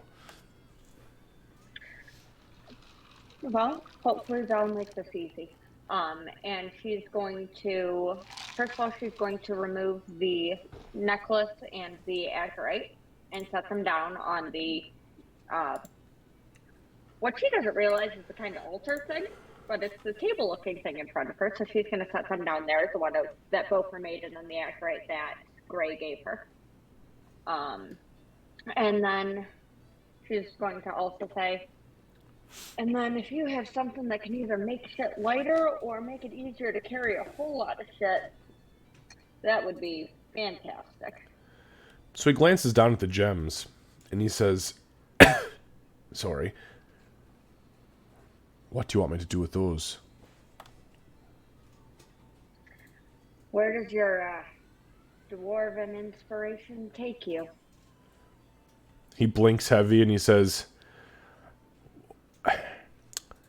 "Well, those are far too small for me to inscribe anything on, unfortunately. I've heard of runesmiths who can do it, but they're little folk. Fairies from the fucking Feywild. I'm definitely not one of them. But I could do something for your weapons, armor, your flesh, if you'd like a friend. But those two things, I can't do anything with those. I'm sorry, they're just too small. But She'll tuck him back away, and she'll give him that kind of sentimental pat that she doesn't realize that she does as she tucks him into the pouch. As you do so, you see him kind of blink heavy, and then he rubs his eye again, another ashy tear, and he's like, "But I wasn't kidding, by the way. If you find yourself on the Feywild, there's a clan of pixies, and they have a single Nixie runesmith by the name of Tosgrado. He might be able to do something for those. Tosgrado. The Nixie among the pixies. They love to say it. Trust me, he's there. I've met him once. Excuse me. Fucking rosemary oil." She's going to repeat it a couple of times under her breath as she's committing it to memory. And he kind of corrects you the first time, and then you say it the second time, and he's like, that's it. That's the one right there. Yeah. Now, I'm sorry, you said that you're looking for something that could possibly lighten your load. Also, what the fuck? How many teeth did you take from the monkey? Because I've already enchanted... Excuse me. Fucking rosemary oil all night. I'm gonna need to see a cleric today, or I think I may die. How many teeth did you take from the monkey? Because that thing's huge. She's gonna turn a little bit, so that he can see it, because fuck yeah, she's proud of that canine. 21 pound fucking tooth. So she's gonna turn, and then she's gonna say, "Sure, you heard the stories. Took the two. The one where it tried to bite us, and the second where it was going to gnaw us to pulp." Fair enough. I got 2 things available if you're interested. I've got a single bag of holding, which is pretty standard if you're really interested in hiding your shit. But I've got something that's a little bit less. It's called Heward's Handy Haversack. I've just put an inscription on it 4 days ago. It's a little bit less of the enchantment. Excuse me. Rosemary oil. Little less of the enchantment, a wee bit cheaper. But I'm willing to make a trade if you're interested. She just kind of looks at him and waits. Well, we can go about this one of 2 ways. The bag of holding, 4,000 gold coins. The haversack, I can do for 2,000. But if you're interested in the bag, I'd be interested to take that azurite you showed me, and I'll knock it down 50%. 2,000 for the bag of holding, plus the azurite. Now, I can't get much more from it, as far as that's concerned, on profit. But my Nixie friend that I mentioned, I think he might be able to do something fine with it. Well, how late are you going to be open before you go and see the cleric? Well, I should probably go have a conversation with them soon here, but I'm probably going to drink myself awake and then go see him, so maybe in the next couple hours I'll be here. Didn't even realize the door was open, which is why I was surprised you showed up. But yeah, maybe 2-3 hours. I can go and get the coin. That's right. It's not for trade. Understood. Would you be interested in 60% off, plus the azurite? He's gonna pause. Look at him. Why? The cut of that gem was done by a master gemcrafter. And while it holds no actual physical value on our plane of existence, I am positive that on the off chance I find myself in the Feywild again, my Nixie friend can enchant it with something beyond my capability that I can study and make my own. 75% off on the bag of holding plus the azurite. That's my final offer. That's 1,000 gold coins plus the azurite. I'll think about it. I'll be here for 3 hours. If I don't die first, take everything. Fucking rosemary oil. She pauses and smiles. Not a smile in response to it being a joke. And she leaves. And she's going straight to Doc to wake her ass up. Okay. It's a brief stop to grab food first because she knows not to wake up Doc without food. Yeah, so as you walk back in to the tavern, there is very clearly plates and plates and plates of scones laid out at all the tables, as there's typically like a, not necessarily a breakfast buffet, but kind of like an all-you-can-eat breakfast thing, and people who come in are charged at the door, they grab their food, and they sit down. So you grab, 5, 6, 7 scones, and you bolt back to the main room. As you enter the main room, Doc is, at this point, still actually sleeping, along with Ree and Gray. I'm going to do my best to wake up Doc without waking up the others. Okay, make a stealth check.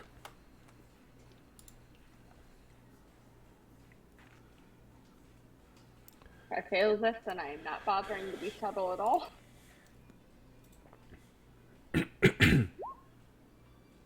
Okay, not bad.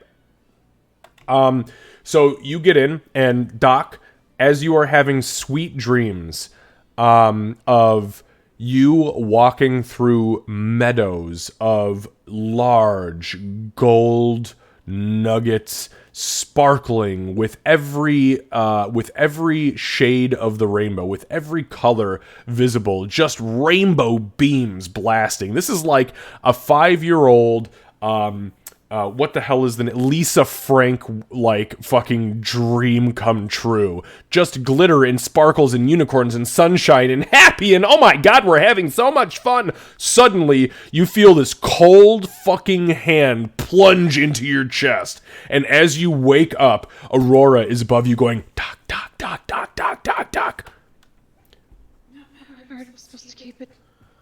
And you realize that it's just her cold-ass, dragon-scaled, clawed hand touching you on the chest. I mean... It's a goose! Sorry, I saw Lucy's comment. I got you food. Come on. Yeah? Look at her like... It's warm. Yeah, no, they're warm scones, yeah. I love scones, by the way. I don't know if you guys have picked that up yet. So like, throw a leg over and get out of the bunk or bed or whatever it is. Yeah, they're just singles. Look around and see that the other two are sleeping and motion like, okay, let's go.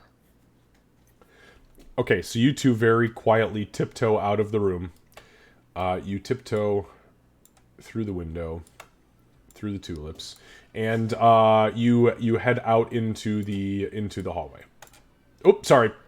Candace is moving her character, and I'm being a dick. We gotta let them wake up together once in a while. Oh, that's why you woke me up then. I'm going back in there. Oh, hang on. We need to go back to the runesmithing. No, that guy... She'll like tap her tattoo. That guy was... I mean, he's good at what he does, but he's a bit bonkers. Yeah, he's gonna go back to the clerics and stuff. He's crying ash. It's probably not good. He might die if he doesn't get everything. He said it. That makes it official. I think that's how dwarves work. What? Did you Anyway. sleep? Don't worry about Hi, it. Hi, Ark. Happy New Year, by the way, bud. Sorry. I need 1,000 to 4,000 gold, please. Do you need 1 or do you need 4,000? Well, that depends, and that's the other reason why I wanted to wake you up, and I didn't want to have to deal with goblin math in the process. Okay. So, I don't particularly want to make a contract with a creepy voice bard. No, we're not doing that. Wonderful. Runesmith says that he's got either a bag of holding or a handy haversack that he is willing to sell for either 4,000 or 2,000 or 75% off, depending on whether or not I want to trade him the gem that the bard got me that could be used to make nice with a Nixie among the pixie enchanters. Doc, real quick, make an Arcana check for me. It's quite the sentence, by the way. That was beautiful. I mean, seriously, that was beautiful. 15. So, since the haversack has not been brought up yet in this campaign, Doc, as she says that, you already know what a bag of holding is because you're carrying it. The haversack, it is very similar to a bag of holding. However, it is typically much cheaper only because there are multiple pouches that each hold a specific amount of weight or cubic volume in them. So it has 2 side pouches, each of which can hold 20 pounds of material, but cannot exceed 2 cubic feet of matter. And there is 1 large central pouch that can hold 80 pounds, but cannot exceed 8 cubic feet of matter. And it weighs about 5 pounds. So it's like a very, I mean, an extreme lesser version. If you were to utilize it to the full extent, it's literally only going to hold 120 pounds. Okay. Versus the, bag of holding, which is, I believe, 500. Why did the bard give you the gem? She's still like sleepy. She's got like one eye still squinted. She's gonna throw a stone in her hand and then pull out the necklace from Gopher. The scone is still warm. And the necklace is what I have been listed in my inventory. It's the birthday pendant of memory. It's the one that Gopher had been working on before I got reincarnated, or before Aurora got reincarnated. And on the back, it has her new full name inscribed on it. Yes, and what it is it's an opaque deep blue gem on the chain and it is kind of surrounded by like this gold bracketed clasp that holds it as an actual necklace, and the gem in the center is azurite, and it is fucking beautiful. Doesn't look like it holds a lot of physical value, it's more sentimental. I didn't But- realize they'd actually gotten put together already. Yes. Okay, so the dwarf that you barely could stand gave you a necklace, and the bard that you don't really like gave you a gem. You know what? Actually, no, hang on a second. Hang on one second. I want to make sure I'm correct about this. Let me back up for a moment. I think I'm wrong about what I just said.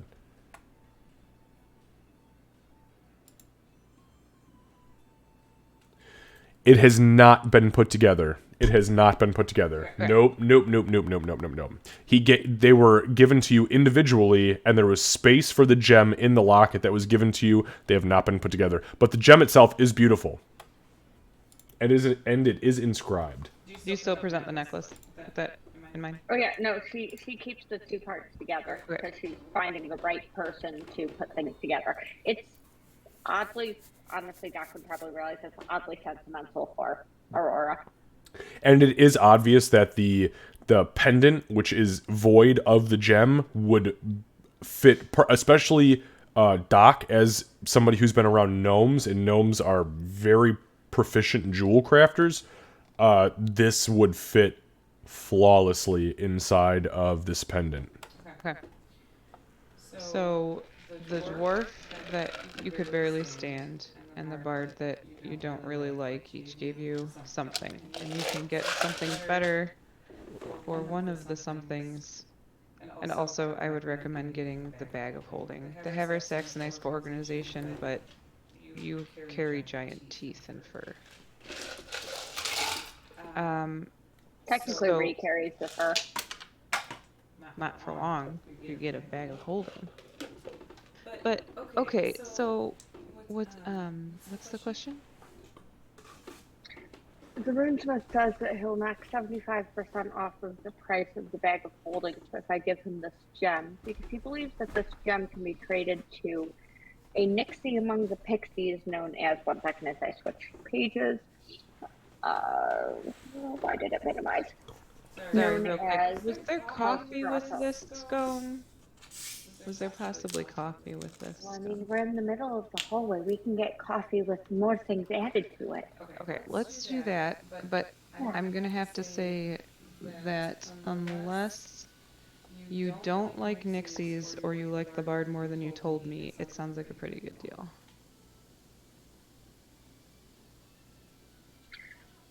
Honestly, I thought it might be able to be used as leverage at some point. Quick question. Did you sign anything to get this gem? She's gonna give you a look that is unintentionally more cold than she intended. Hey, you woke me up. And I brought you scones. So I'll take that as a no, which is great news. I mean, I can't tell you if you should trade something if it means something to you, right? I can't tell you the value of something that has sentimental value because I don't have anything with sentimental value except for this, and she'll tap her gold nugget. I would not trade She's this. going to do a look of like mock affront and gesture at the ring that she had given Doc. Okay, two things. But I wouldn't trade this, and she'll tap the gold nugget for the world. Obviously, it has more meaning now than it did before. This is worth my life. But I guess if your other option is to sign a contract with the bard so that you can have him carry your purse, maybe just get your own purse. Did you say you had a bag of holding? Just coins. Okay. Like the one that you gave. I'm not signing a contract. I signed it. This All kidding soul- aside, does the gem mean something to you? Because if it does, then it does make it a difficult decision. Why are we still standing in the hallway? Let's go get coffee. She's going to very intentionally not answer that to talk about the various scones that she saw on the way in and hope the doc doesn't notice. Do you want me to roll an insight or? Yeah, roll an insight check. Yeah, And call her out. and Aurora, give me a deception check. Oh, roll low. Oh no, no, ma'am. Wait, where are we? Where are we? Did she got it? Oh, God help us. But it's less than the 13. Oh, it is. Oh, no, it's not. She is. Oh Yeah, no, her you charisma. ain't got shit. Okay, so once they're sitting at the table and there's coffee and Doc's a little more awake, like she's not still doing the one eye because it's too bright kind of thing. So I guess if I were in your shoes, I would go for the bag of holding. I would accept the deal. I don't have anything personally against or for Faye, so it doesn't make a difference to me. But that would certainly be convenient. You like to collect things, you like to gather things, you like to keep trophies. It just logically makes sense. I don't actually know how much coin you say that I have earned as part of the sheriff thing. Here we go. Doc sighs very audibly. And then pulls out a ledger. No, I'm just kidding. Oh, are you kidding me? You have a fucking ledger. Yeah, I have. Look. You do. Holy shit. Give me that fucking thing. She has a physical fucking full-page notebook ledger she's been taking. That is the most hardcore gnomish bullshit. She was never meant to be Tabaxi. This is some gnome shit. Oh, that's awesome. Wow. Okay, sorry. I apologize. Continue with your accounting. On the second she sees the notebook, she's going to say, hang on. She's going to push the scones over. She's going to get her halfling ass up, go over to the counter. Like, she's basically scurrying. And when she gets to the tavern keep, she's going to say, do you have anything that would make a gnome happy in the morning? Oh, fuck. Okay, hold on. Give the DM a second. That's out of left fucking field. Yeah, we're going to fucking fry the gnome. Hang on. I'm gonna make a roll here. I'm gonna make a roll. Ho, ho, ho. He says, I think I have just the perfect thing for her. One moment. It's gonna cost you 6 silver, is that alright? She puts 8 on the counter. Oh, my goodness. Big spender, are we? Okay, here we are. And he reaches under, he says, excuse me, I'll be right back. He reaches under the counter, pulls out a silver serving platter made of pure silver, turns around, walks out of the room. When he re-enters about 30 seconds later, he has a vibrant, almost neon-colored array of about 15 gnomish macaroons, which are very visibly recognizable as the magical gnomish macaroon recipe that gnomes bake in lieu of good berries. And he places them down and he says, we have blueberry, chocolate. This over here is mango, coconut and almond by itself, vanilla bean, and this is vanilla grass. I don't recommend vanilla grass. That was something we had to kind of add in. And this over here is lemon curd, tart, and this here is... Actually, I'm not entirely sure what this blue one here is, but I'm sure it's delicious. Also, blueberries are not blue, they're purple, so don't think it's blueberry. Either way, there you are, and thank you very much for your purchase. It's so rare that people come and want to buy something for our gnomish friends. Hopefully she enjoys them. I'm sure she will. Just take them over, they're still warm. she's going to say thank you in Dwarven, and then she's going to very carefully carry the tray over as fast and carefully as she can. You carry him over, no problem whatsoever. You plop him down back at the table, and Doc, you see before your very fucking eyes is a tray loaded with gnomish macaroons. As it hits the center of the table, the warmth is still coming off of them. Somebody either A, just baked these, or B, just warmed them up. And you know what? In gnomish culture, both of those are acceptable. If you had the decency to warm up old macaroons for somebody, good on you. And they smell wonderful. You get the hints of all the fruits: mango, coconut, lime, lemon, you get lemongrass. You get some more odd things like grape. And then there's the vanilla bean, the chocolate. There's caramel. It just...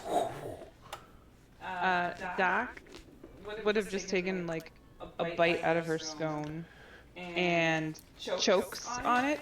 It's dry. It's dry. And you know what's in front of you now. And she goes... and then falls out of her I'm chair. sorry. One more time. What was that? And falls out of her chair. Oh my and god. Stands up and is like hitting herself in the chest. She's like, what? Where did you? Good morning. Good morning. She will. These are for you. These are all for you. So, eat, enjoy breakfast, then we can discuss. Well, I only need one of these. You're right. No, these are for you. These are 100% for you. Okay. We will have hard roads ahead of us. She will take out like a, I don't know, like a clean cloth, like a handkerchief or something, and wrap the others in it, and then keep one out. But she's gonna take a second to look over all of them and then settle. I believe you said mango was one of the choices. Yes. So she'll settle on Which, mango one. by the way, for our for anybody curious, I know We're gonna have to order some more of well, those. I'm just yeah, I know. So looking at our map of Trubin chart here, you guys are way the hell up here in Underhill. Okay, mango is only a common fruit all the way down past Outland in the Tal Bakar region and to the west, all the way to Nearstar. So Nearstar, Port Sindrian, Tal Bakar, that's where mangoes are native. This is a very imported fruit. Okay, sorry. I just wanted to share that little fun fact. So Doc will pick like very daintily and carefully pick one out, put it to the side, put the rest of them into a cloth, and put them into her backpack, trying to make Okay, sure she's you storing can them properly. and you can add those to your inventory. Thank you. So 14, I believe. Yep. 15. There was 16 on the platter. Oh, 16. Yep. Okay. And then So about that 4,000 gold. Sorry. she'll stop and look over before eating the gnomish macaroon. Okay. Now. What? She is doing her absolute damnedest to look innocent and like she has no ulterior motives here. Jesus Christ! Make a deception check, you fool. You know? You already knew that was coming. You know what? I'm going with this gnomish macaroon thing. I'm going to use my inspiration that you said. Oh no! I'm about to ask this gnome for 4,000 fucking gold. Nat 20 on that shit. Holy shit! Well, all right. There you go. She is the most innocent creature in all of existence, and the fact that she just pulled out gnomish macaroons, which it takes you beyond your childhood. It takes you beyond your current species. It takes you to the very first moment that you can remember being fed a gnomish macaroon as a kitten, picked up by your clan, and fed and nourished back to health. She's got your fucking attention. as Doc takes a bite, you actually see tears welling in her eyes, but she like shakes it off. And mango was your first flavor, ever. So yeah, so you can definitely see like there's a little something more going on up here while she's eating it, but what okay, so what did I do to deserve that? So she's going to take a breath, and she's going to look around to make sure that there's no dwarves that are that close, and then she's going to scooch her stool a little bit closer. She's going to lower her voice, and she's going to say, well, first of all, it's been a couple of fucking weeks, and I pay attention. Second of all, I pay attention. Third, we're probably going to be leaving again, and I didn't think you'd be able to get him again. Fourth, I need your help to make sure I wasn't about to get taken advantage of by this fucking dwarf. He's a little wackadoo.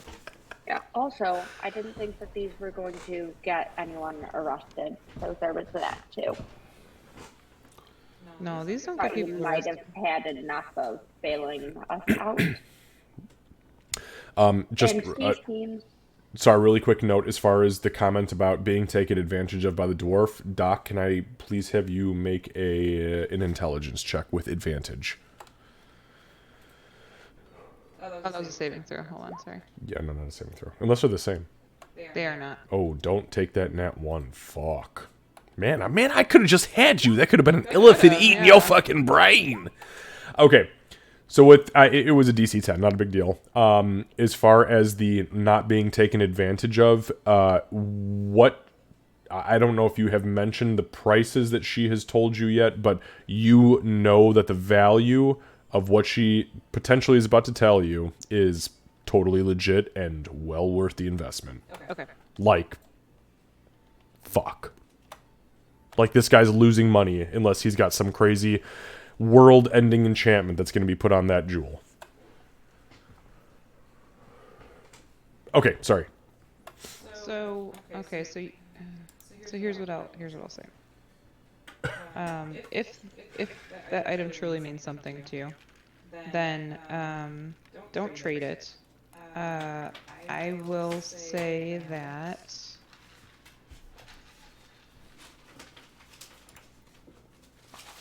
number one, I won't ask you why you want to keep the gem if you don't ask me why this elicited the reaction it did.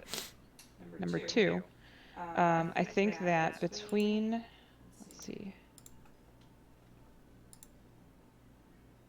having our money split changes things. I'm willing to help get it as long as you're willing to let me throw things in there once in a while. I don't mind. I'm sure Ree would feel similarly. But I don't think we should have the bard invest. He's got his own thing. But I think that, and she'll start kind of doing math, and I'm actually gonna do math really quick. Okay. I know, you literally While have a you're doing ledger, math. so...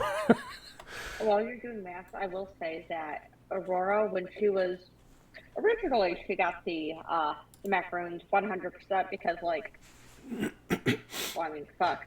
First of all, she didn't know she was getting macaroons. She just wanted to, make things easier. When she saw your reaction, she visibly softened a little bit, and then was trying to hide it a little bit. But they're her people now. Yeah. So that was unexpected in her mind too. If we combine all of our earnings right now, we would need to borrow a little bit from Ree. And if we use the gem, We would walk away with a whole bunch of jingling in our pockets. Well, this pouch.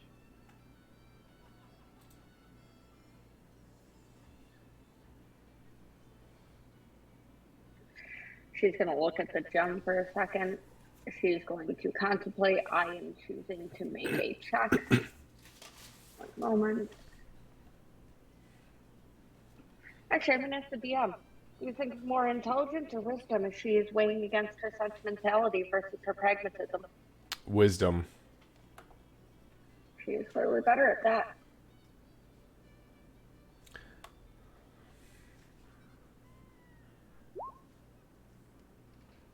$14's not bad.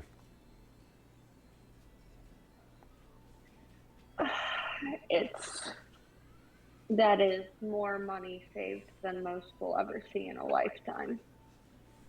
It's true, and if the bard sticks around, I'm sure he would be willing to share more sentimental things with you. I know that you guys get along. I'm trying. Not for anything else than for Ree, but if it really bothers you, ask him if it would upset him if you traded it. You know full well that he would say do it because he is all about his coin, but that doesn't mean that And I he think you wouldn't have feel your like- answer. I don't. So I think he feels Aurora? a lot of things. Sorry. As you begin to speak, you see Aurora's left hand grasp the table, almost out of instinct, and the claws dig into the wood. Aurora, you hear in your mind. You hear what she say? He want to make coin. But he keeps his own coin. So it has nothing to do with him anymore because he give it to you. Right? Maybe me go wrong. And that's okay.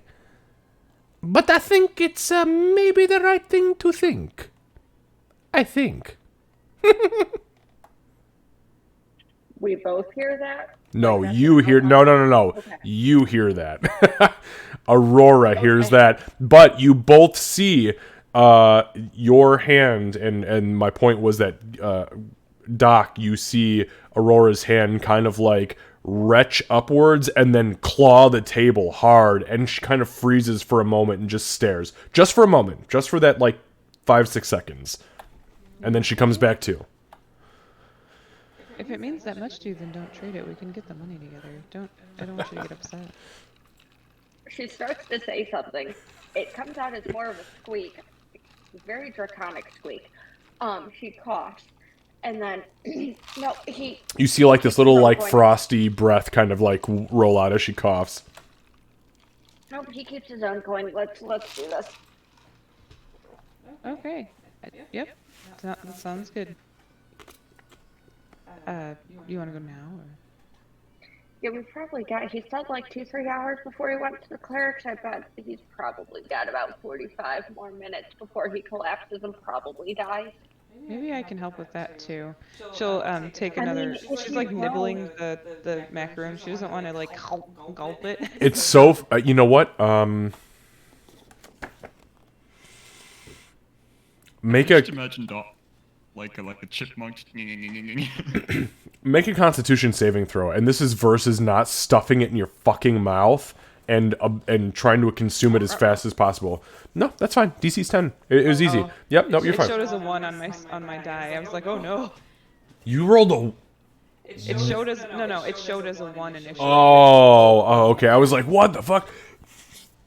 Okay. Yeah, so you're kind of doing the chipmunk. Yeah. So okay, let's go get this handled now before the other two are awake.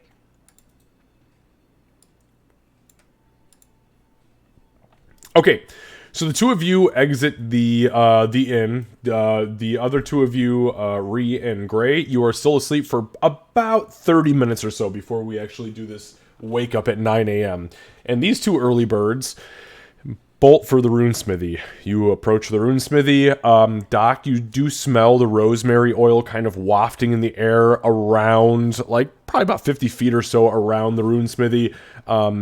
Aurora, you also smell that familiar scent. The door is still ajar right where you left it, and you enter, and the runesmith is there, and he is like kind of slumped over the table, but you see that he is very particularly rolling a piece of parchment into a scrolled form. And as you walk in, he is like lifting up a signet and hitting it with a molten wax to seal it. He kind of glances up. Oh, you're back. Oh, shit. shit, don't tell me. Did your rune take alright? He points at Doc. Should I be concerned? It's been fine. Well, no, look, you signed the papers, so I just wanted to make sure that everything took... I'm sorry. He kind of rubs his eyebrow, and you see, like, the ash kind of come down, and he looks around, he's like, huh. It's been a weird couple of weeks when y'all showed up. I kind of wish you hadn't, because I wasn't ready for it, and I don't have an apprentice anymore. God rest his soul. I'm probably going to do it anyway, but would I know if he's dealing with, like, being poisoned, or if he's, like, what's he dealing with? Make a medicine check. Good question. The cleric didn't take proficiency in medicine. Oh, she did. No, I'm just kidding. No. That's in our Saturday campaign. Oh, you have a +5 with no fucking proficiency? Really? Oh, I was going to say, what the fuck, man? I knew our Saturday game, Yeah, campaign 2, by the way, our healer is a sorcerer, so no proficiency in medicine. It's just like, I'll just scream to the gods until it happens. Just dabbles. Yeah, just I dibble dabble, baby. He's a healer assassin here. You're not good at having campaigns with full healers, from what I see. Just saying. The best healer is an assassin healer. Oh, you know what? Too far gone. Put him out of his misery. He's got a mercy kill. Mercy kills for days, baby. Yo, a revivify is cheaper than a cure wound scroll. Okay, anyways, okay, so 16. This guy is extremely exhausted. To a point where you can tell he probably had... Hang on, let me just check this real quick. Bear with me for a moment. This guy has 3 levels of exhaustion. When you hit 5, you die. So he has 3 levels of exhaustion. He needs to fucking sleep. That's first and foremost. Second, you can tell he is poisoned. Something has poisoned him, yes. But you can also tell with that medicine check that he is functioning enough to do what he needs to do as far as his business is concerned. But if he does this for much longer, he's probably going to die. Doc's voice will soften a little bit. She'll come over and... do you mind if I try to help a little? You need sleep, but I think I can help a little. He blinks heavy, and again, as he blinks, he wipes these tears that come out of his tear ducts, but they're like dark, black, ashy shit. And he just kind of blinks, and he... Sorry. Rosemary oil. What do you have? What is it? Salve or a potion? She'll put her hand out. Just like offer, like put her hand out for him to put his hand in hers. Make a persuasion check. Oh boy. Okay, no, DC's 10. That's fine. Look, DC 10 in this iteration of the game is a good roll. He reaches out cautiously and tiredly, but he does lay his hand in yours, and he kind of clasps it. And as the innate clerical flow of energy, the positive energy begins to kind of like flow through the hand, the arm and into the hand, he kind of blinks a few times and he looks down at you and he says, "Oh, I enchanted your arm, didn't I?" You did. And I'm going to kind of lock eyes with him and cast Lesser Restoration on him. Okay, that is blind, deaf, paralyzed, poison. Okay. So as you do so, you whisper the incantation, I think. Yep, verbal. Okay, sorry, I just... I wanted to look... I wanted to look at the components. Like a prayer almost, like just like a Garl, you know, restore this man to his rightful self. Yeah. Absolutely. And as you say that, Garl, restore this man to his rightful self. You take your opposing hand and you trace the sigil in the air and you touch the center of his forehead. And as it happens, he takes a deep breath in and you see his back arch hard. And as that happens, there's a green line that runs down from his eyes into his sternum. And it kind of forces him to shudder forward. And as that happens, you feel the poison kind of retch out of his body and into you for just a moment before you use the remainder of your somatic components and cast it out into the darkness. And he kind of coughs again.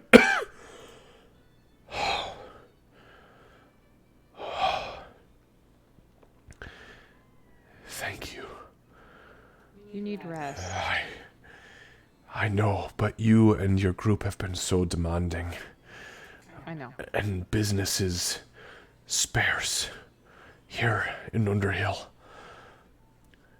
Thank you, Gnome. You're welcome. Unless you have to make it, I think that our next demand is going to be much less taxing. We were discussing the bag that, and she'll motion to Aurora, that she came in to speak with you about. Which one? I offered her two. I think the bag of holding is what we're most interested in, just because it's going to suit our needs. We don't truly know what they are, so I'd rather have it be all-encompassing. Well, we have a twofold situation then. Are you interested in selling me that azurite for a 75% discount? Or would you like... Excuse me. Rosemary oil. Would you like it at the 75% discount? Or the full 4,000 gold piece value? Aurora is going to make eye contact with Spock for a moment, and then she's going to apparently I have my own rosemary oil.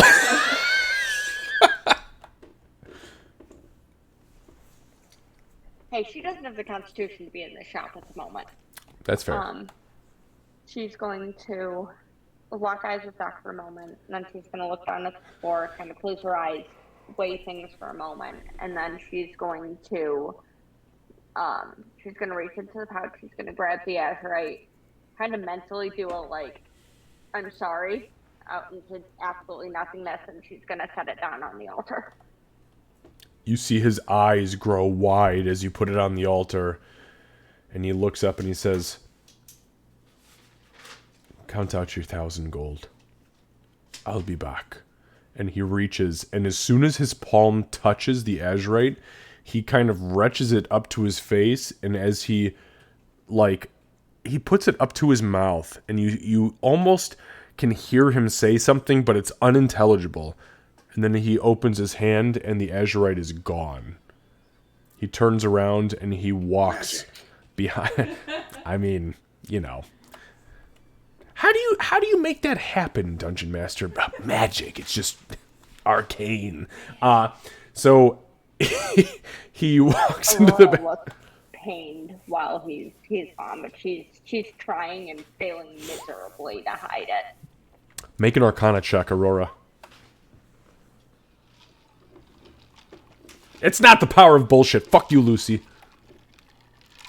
I got a thing. Nope, she's... No, never mind. No, you don't know what the thing is, but I promise you it's a thing.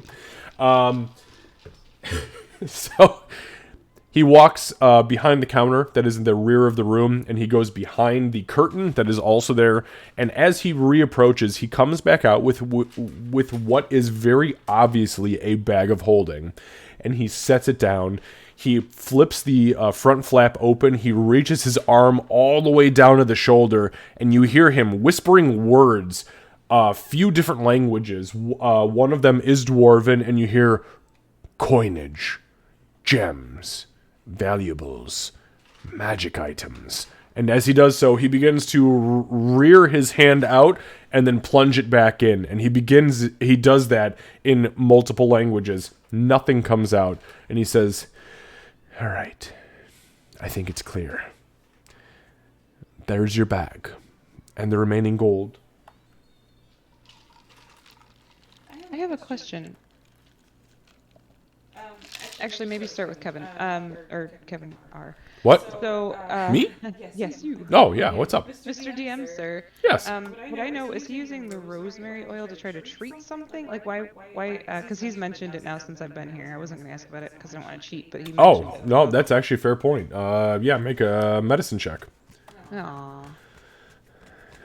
Oh. Fucking healers should spec in it. Oh, hey, there it is. Yeah. 19. So he is absolutely using the rosemary oil to cleanse his body of something that was toxic to him. You have cleansed the poison, but there is something else that is in his body that he is using the rosemary oil to kind of cast out. Okay. And is this a common thing that I would know of? Make an Arcana check.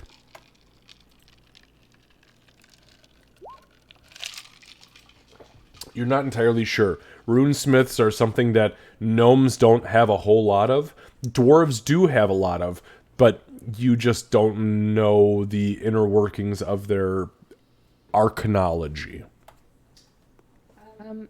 You mentioned the rosemary oil. Right? Do you mind if I ask what is that something that you're... I don't want to be too personal, so you don't have to share if you don't want to. But is there a reason that you're taking that? I'm not taking rosemary oil. I'm burning it and breathing it to cleanse my system of the inscription ink. Your friend, the fallen angel,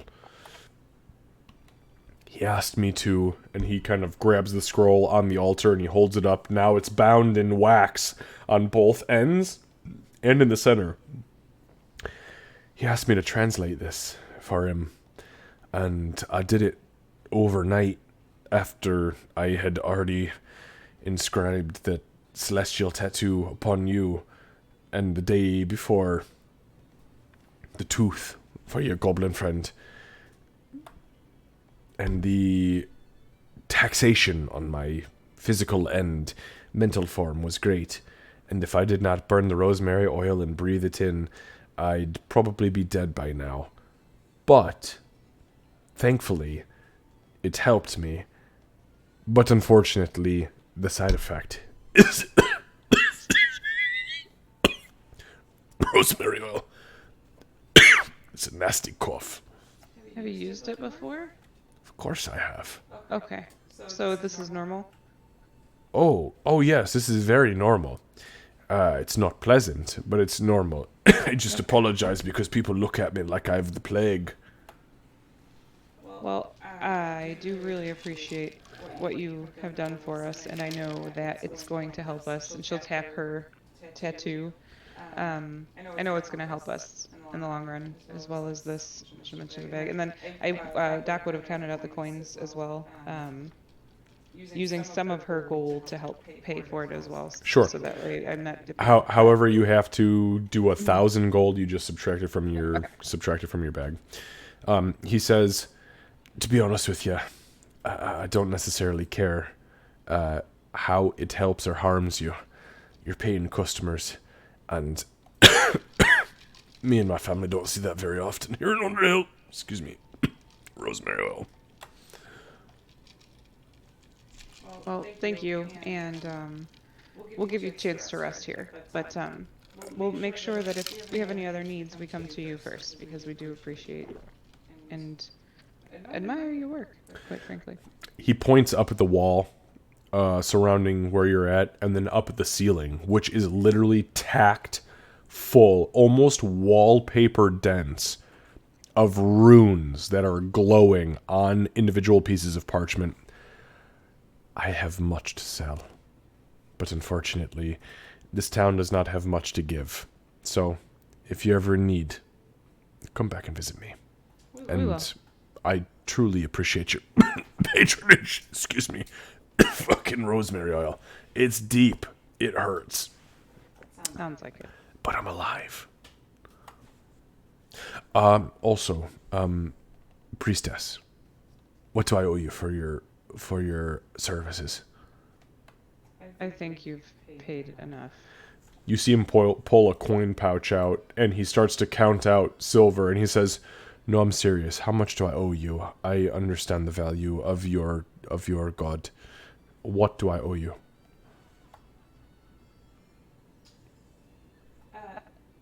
Next time that we do business with you, we can just cut it off that. How's that sound? How much should I cut off of our next... I'm new to this whole thing. I don't know what to charge for services. I do it for free for she'll kind of motion toward Aurora and toward the door, like. Kind of looks at Aurora. Well, I'll tell you what. I'll just have a base discount as far as y'all are concerned. And you just continue to visit me exclusively as your runesmith. Sounds like a plan. Get some rest. Fucking. Excuse me. Rosemary oil. Rosemary oil. Excuse me. I'm going to lock the door now behind you. Okay. Okay. Leave. All right. So and he forces the bag into Aurora's possession. Aurora, you now have a bag of holding, so you can add that to your inventory. Oh, fantastic. She's immediately going to end up going to a storage room and trying to figure out how many pelts can fit into a bag of holding, and then et cetera, et cetera. If you have over 500 pounds of pelts, then you are wrong. Who the fuck are you trying to sell these to? Look, we might go to Poodoo, but who the fucking Poodoo can afford these? I would just like to say Bree is strong as fuck, boy. So she could have been carrying 500 pounds and we didn't know. That's true. However, Kevin G, I do need the pelt numbers, though, because I'm putting everything into this bag. Oh, yeah, okay. Hang on, let me see. On a side note, did he give them like the scroll from me, or not? I'm sorry. Say that again, Lucy. Oh, did he give us a scroll? I was actually going to ask. Oh him. no. Nope. He didn't give you any of that. You guys did not discuss that. He finished that up and closed it down, and you all discussed your bag. Well, maybe. To be fair, though, talking about contracts. Really quick though, he did tell you though, Lucy, prior to you leaving, that he was going to send a runner when it was ready. And it appears during this iteration that it was just now ready. Ironic how that happens, right? Now he's got to find a runner and send a runner. You guys aren't even awake yet. Actually, you might just be waking up at this point. I actually I see the gorilla pelt in my inventory, but it doesn't have a weight limit or weight number to it. Shit. Hold on one sec. I might have notes. I was going to say, I think I actually have that in my notes. We have many notes about weight limits because, goddamn, this campaign. I see it. There it is. It has Yep. 50 pounds here. Yep, that's it. Weight override, but for some reason it wasn't actually, I had to go into the custom details. That's it, the ticket. Yeah, so 50 pounds of gorilla, but... Also, did everybody notice when they logged into D&D Beyond today that your icons were different?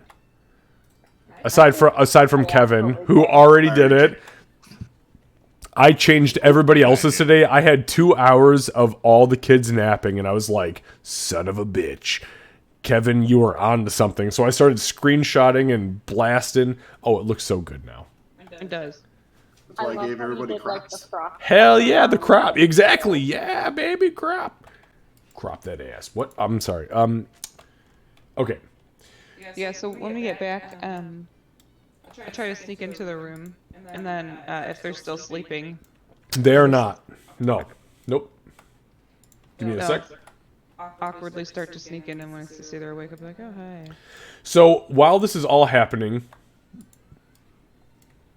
Gray, you awake first, and you glance around the room, and you realize that Doc is not here, but Ree is still sleeping in her bed. And she is starting to toss and turn like she's about to wake up. I think Gray will kind of just start going through his inventory.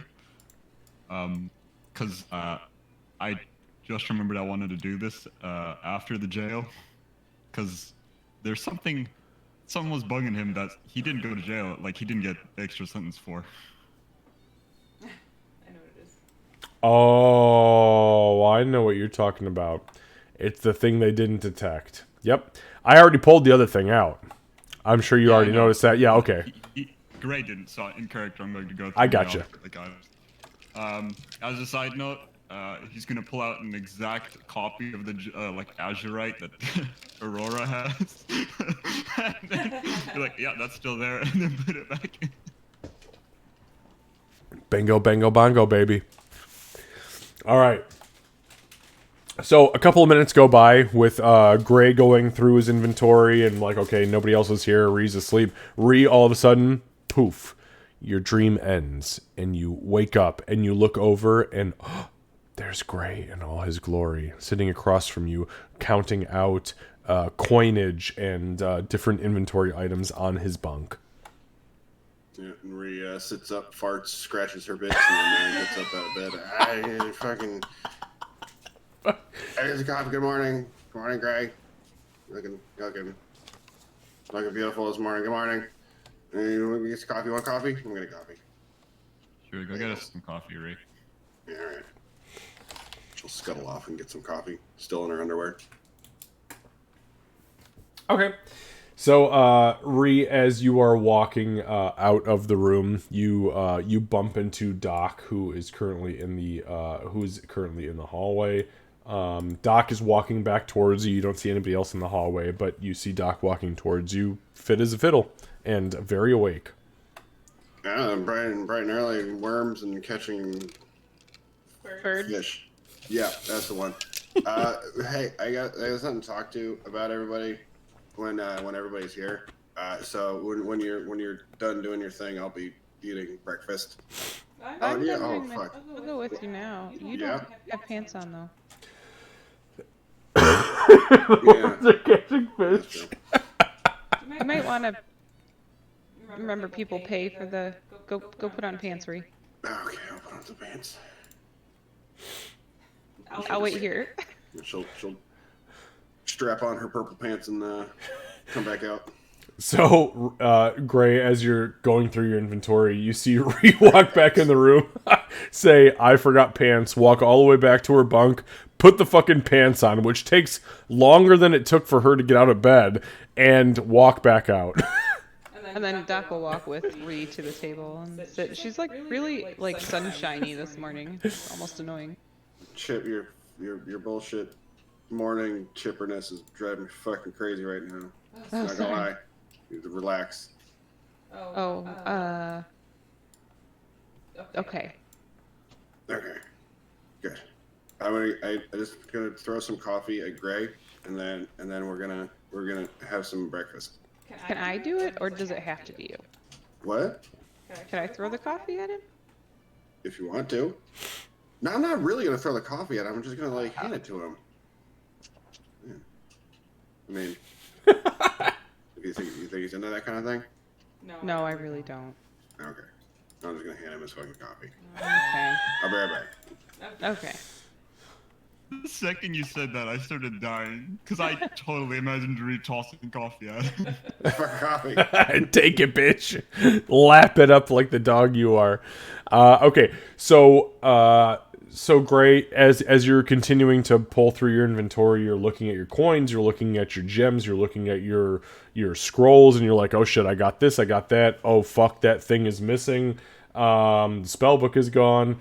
All of a sudden, the door poof pops open again, and there is Ree standing with poofy pants and all, tits strapped up like they should be, holding a large mug of steaming hot coffee. Hey, here you go, big guy. You look great this morning, by the way. Your hair's very like beautifully tousled. I love it.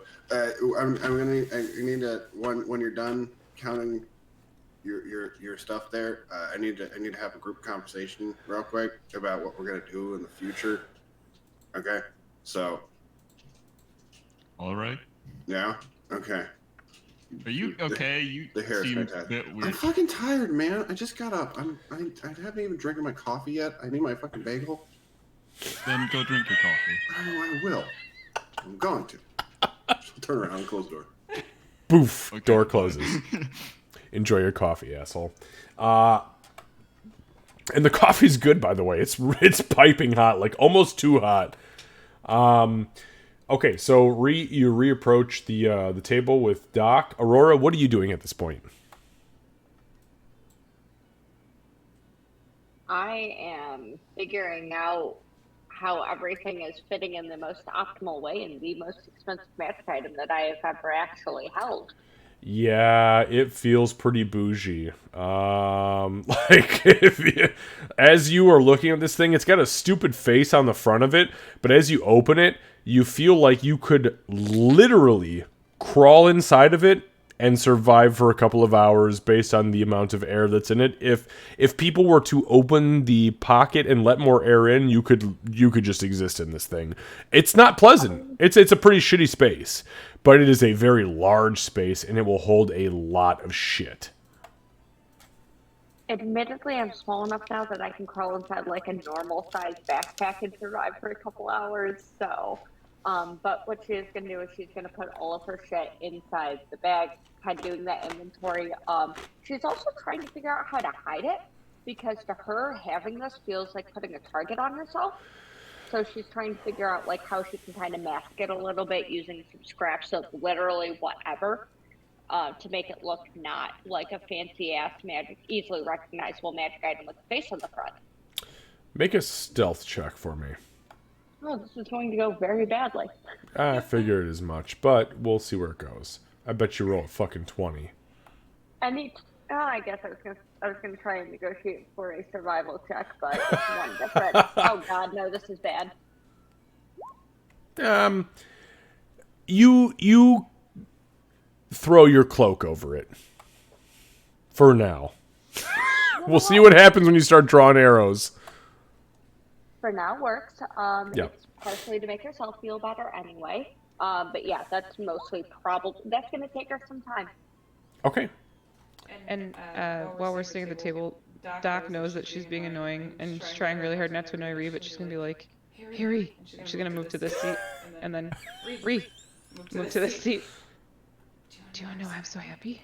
Oh my god. Hang on. Ree will chug her coffee. Ree pounds the fucking coffee, and yeah, you know what? Give me a Constitution saving throw. Ooh. More than that, let's see if you shit your britches. Oh, 17's good. Morning, Ray. Yeah, so Morning Ree pounds the mug of coffee, hot, no cream, no sugar, just straight black, all the way down. She slams the mug down, and as she turns towards you, as you're like, hey, guess what? You literally see steam billowing out of her nose and mouth as she goes, what?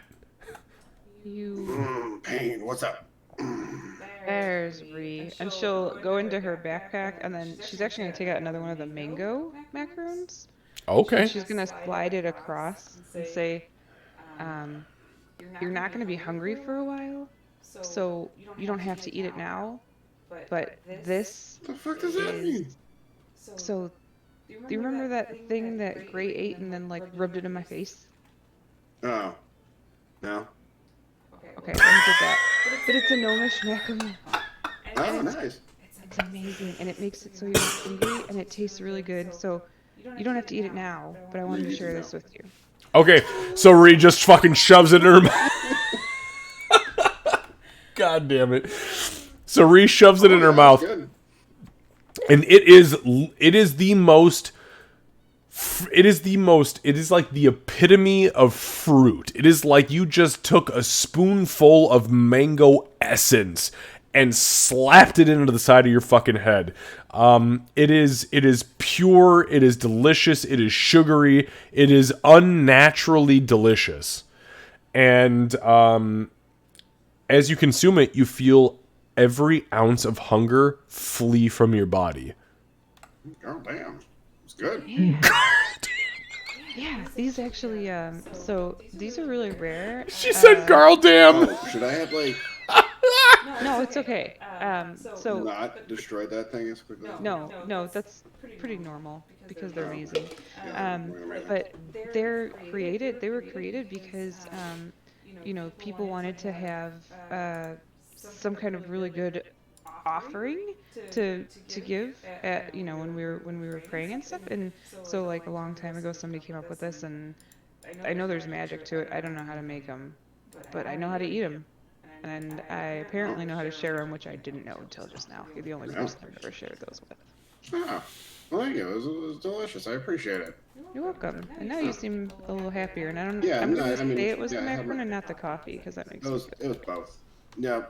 Okay, fine. It was a macaron. But it was mostly the coffee. It was mostly the coffee. That's alright. I was the same way. I was kind of doing this at Aurora this morning. By the way, where is she? I just wanted to talk to her about like timing here because just to give you a little bit of a heads up here. Talking to the barkeep about the fights and whatnot. He said we need to kind of stick around for like 2 weeks in order for that to happen. Oh. And if anybody in our group, I felt like Aurora would have the biggest problem with that because she'd probably murder somebody. I actually maybe tried not to let it slip that she might actually murder a dwarf. Maybe we only tell her like 2 days at a time. Like maybe we don't say we have to stick around for 2 weeks. Like 2 more days. We're like, oh, 2 more days. Oh, you know what? We need 2 more days, and then That'd be even worse. I feel like it won't be. It's literally the worst. That's literally the worst. I don't have a reason. I just feel like if we tell her 2 weeks here, her head might actually explode off of her shoulders. I don't know if I have the right kind of healing for that. Remember. But also, I guess truthfulness is probably better. Yeah, I'm saying like, you know, Goddamn. like, okay, 2 days pass, and then like, oh, we gotta stay here for 2 more days. She's like, that 2 days, she'd be like, fine. And then that 2 days passes, and we're like, we gotta stay here for 2 more days. She's like, I'm gonna fucking murder you. She just got a bag of holding, so maybe she'll be in a good mood. Maybe. Maybe we can put her in the bag of holding sometimes so she doesn't have to be Oh, around don't the house. recommend that. Do not recommend time out. that. That is time No. Although that's not a bad idea either. I wonder how tall you have to be able to fit. It's no goat though. Well, let's go tell them, I guess. I don't think they're coming out here. All right. Yeah, we will. Go ahead.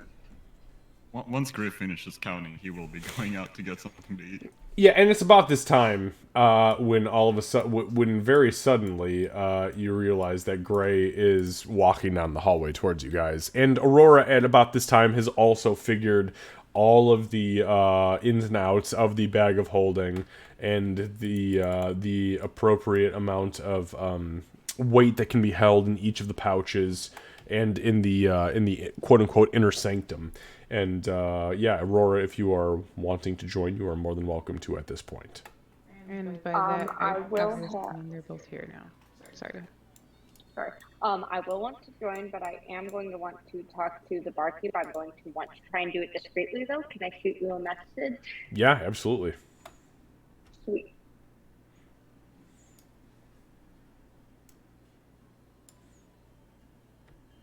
All right, I'm here. Reed, what did you want to talk about? Yeah, no, I need to wait for Aurora to come over.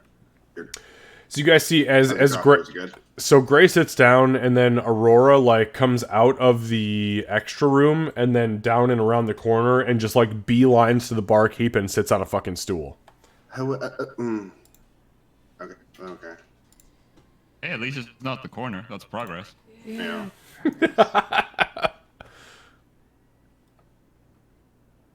But all right. Well, I guess while we're waiting, so just to give you a little something here too, Gray. We're talking about the whole fight club thing that's going to happen and like what that entails, as far as like how much time we need to spend here. Oh right, yeah, the whole fighting pits thing. Yeah.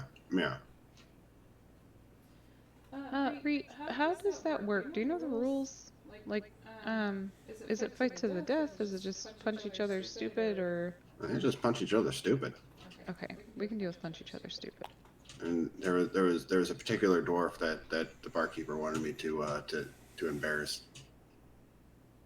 Oh, do say more.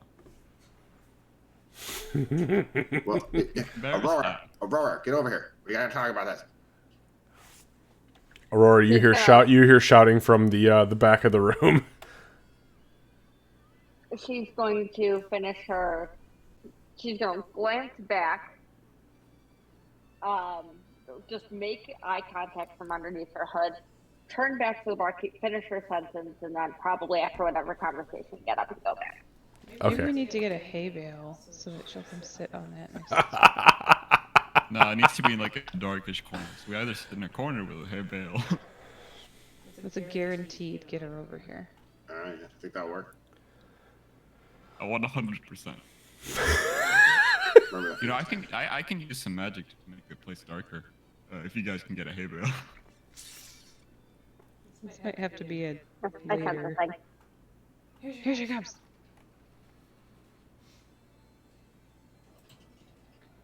Okay, so yeah, if Aurora's at the table now, Bree will start up. Okay. Okay, so excuse me, Aurora is at the table now. Aurora, I will send you a message, and we'll go from there. Fantastic. I appreciate But yeah, you helping me beat you Or- are good. You are good. You are actually perfect. That's awesome. Okay. Okay. So, yeah, I was talking to Barkeep earlier, and he was talking about the whole Fight Club thing, and apparently, I need to be signed up for Thursday, and then, be around to fuck shit up for Friday, and then here's the thing. Doc is flinching. The whole timeline is that we need to hang out for about 2 weeks here. While I beat up some dwarves. Yeah, beating up some dwarves. That piqued your You interest just can a little watch bit. that. You could watch the. You can watch me beat up fighting. dwarves. And you could bet money on the fighting. Yeah, you can bet money on. And we can get you a hay bale to sit against on dwarves. while you Yeah, watch the but fighting. here's the other thing. He also brought up jobs for everybody. Oh, On that note, I think Aurora could join the match too. I feel like she'd easily match. I'd enjoy beating up a dwarf here or there. that's the And right you get paid to motivation. do it, so it seems right up her alley. I mean, you could, I guess. That's fucked I mean, up. I don't know. That's fucked up, Greg. Aurora turns her head to each of them as she's speaking, and then very deliberately pulls her hood forward more so they can't see her expression. And she doesn't say anything. She just turns her head to each of them as they talk and listens. Well, anyway, so he mentioned that Gray could spend a little bit of time getting money doing his entertainment thing. Doc, I don't remember what he said about what you could do. I guess helping out with that. Clark, I actually really don't remember what he said. Clergy. Was that the clergy? Mhm. Yeah, helping out with that, with girls and such. Girls. Yeah. The glitter braids. Yeah. Oh, yeah. Glitters. So here's what I have to say about this. Aurora, I understand your position better than you probably think, honestly. I will say that Ree has faithfully stuck with us as we all dealt with our own shit, and it's her turn. I mean, honestly, this is just kind of like there's a little side money thing. I mean, like if it becomes if it's a big fucking deal, I don't care. I mean, I could punch a dwarf elsewhere. Really. My concern is that This is also a little bit of this is also a little bit of a favor to the barkeep too. Like I guess like one of the fighters in the ring, he's a big asshole. He's got literally an asshole for a chin apparently. I don't know what that's all about. But he's wants me to punch him repeatedly in that chin as a way of saying thanks. we did promise people that we'd go do something today, though. Are we still able to do that? Oh, what if yeah, we don't yeah. get back Thursday? Yeah, no, he's gonna pay for my admission on Thursday. He's gonna front. He's willing to put up the money for me to be part of this thing. Okay. And then we just got to be back for Friday. So then, Aurora, if you get to a point where you're completely uncomfortable, we're gonna leave here for a little bit. Who knows how long it'll take. If you get to a point where you're uncomfortable after that, maybe we go for a walk or something outside of town, get you out of here for a little bit, and then come back. So that way Ree can still do her thing and everybody is happy. He's also talking about explorers. You can get some money from being an explorer around the area. Do you have to be an explorer with other explorers? Yeah, probably. Yeah, I don't know about that. Or if you want to join, you can probably ask him to pay for you too. I don't know how far you'll get. I with that, am I'm not willing gonna to lie. pay to see this. I am not kidding. I mean, you're good. I'm gonna be honest. You're good. You're good at a distance. You know, up close and personal. I don't know. I don't know. Maybe I'm wrong, but I don't know. You can fuck shit up from a long distance. You Fuck say shit up something, close. please. Yeah. Brooding hard.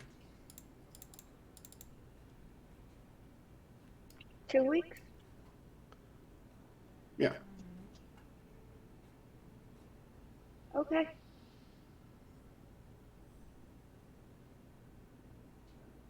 Okay. Everybody else besides Aurora make an insight check. That was too fucking easy. That was I too... need my inspiration. Yeah. You actually. There we go. Oh, no. What the fuck was that? Okay. All right. Great. Awesome. Fuck. Oh, my God. What the fuck? Okay. 218. So, Gray and Doc and Ree, apparently you can go fuck yourself. We forgot who she was. Yeah. Fuck all the way. Ree just went, get it. Okay. Doc and Gray. There's something fishy about that statement. Oh, yeah. Oh, no. Okay. Yeah, no, 2 weeks. Fine. Perfectly fine. No, fuck that. She's lying. Or maybe she's not lying, but there's something else there that you're not entirely sure of, but there's definite. And as those 18s roll, you, meaning Doc and Gray, lock eyes for a moment like, this bitch. So, This way. Yes, please, Kat. So yes, she was listening very intently in the way that Rebecca was on the Citadel when she was like locking eyes with something with her prey, when she was in that calm spot and she went to that very calm, like everything's getting calculated. She did that level of skill for a minute. Before she just capitulated, apparently. So yes, there's absolutely more to it than that. She's not aggressive in any way at the moment, No. but there was definitely a lot of processing as she was listening. Oh, great! I'm glad you're on board with this. I mean, wow! I thought it would take a lot more convincing, but this is awesome. Doc Seems great. What are you planning on doing these 2 weeks? and Doc is wearing. So she's tapping a ring, a very specific ring on the table, which she happens to wear on her middle finger, and just staring at Aurora, waiting for an answer. I'm sure that there's plenty to keep busy in town. Sure, but what specific?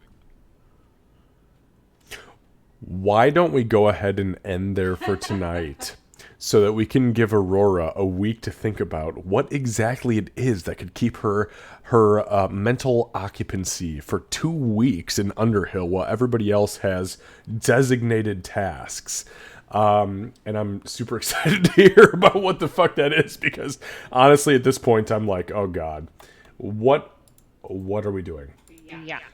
Okay, so does anybody else have any very last minute things that want to be pointed out before we end tonight's session? First of all, I'm Yes. going to remove the coinage from my inventory. Yes, For the thank thing. you. Second, do you want me to warn you about what I'm planning for 2 weeks?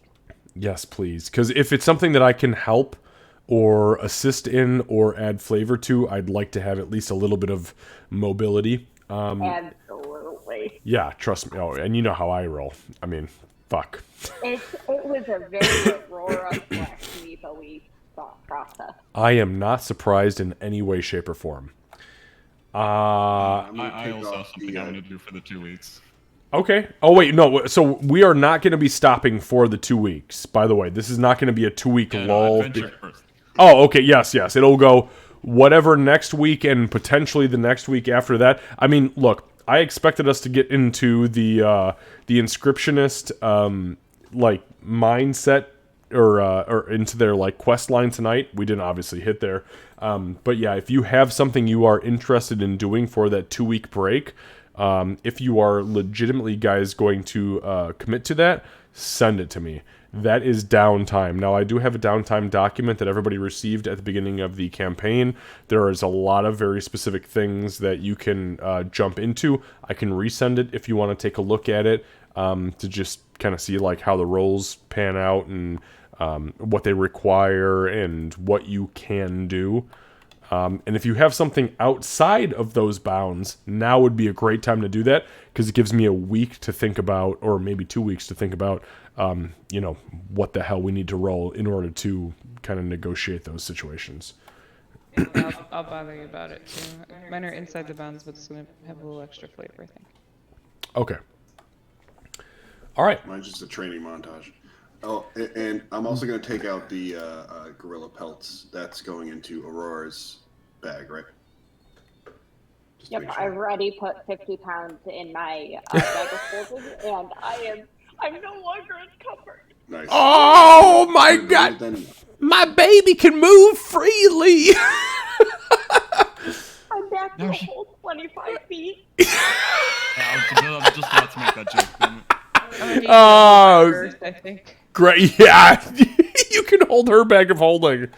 Oh my god. Okay, guys. I'm not putting your bag of holding inside my bag of holding. That would be very bad. No, I have a whistle I might want you to carry for me.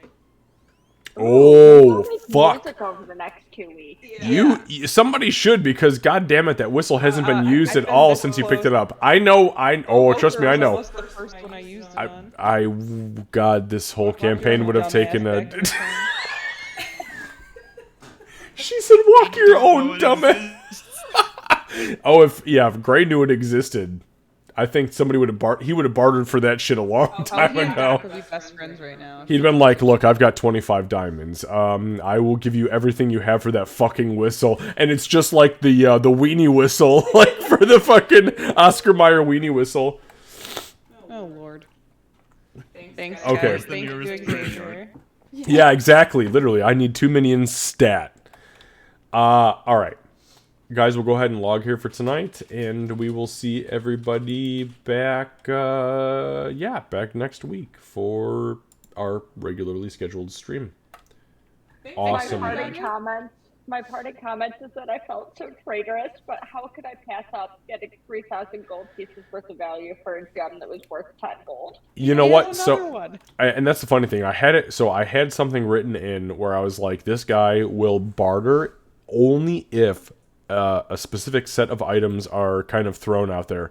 And I swear to God, I didn't build anything after that because I thought your first instinct would be, fuck this guy, I'm not giving him shit, and you were going to walk away because that's just how I expect Aurora to operate. And then you were like, It was really close, but that was 3,000 fucking gold. it's no bullshit. Yeah, it's no bullshit. I mean, it's real no bullshit. So, And yeah. who knows, maybe I'll get that gem back in the next 2 weeks. Oh my god, this fucking assassin. Doc, I got a contract for you. How much does it pay? Right. Okay, I don't know, so as long as it's under 3,000, I'm at a win there. that's true. Yeah, if it was even 1,000, you fucking guys made 2,000 bank.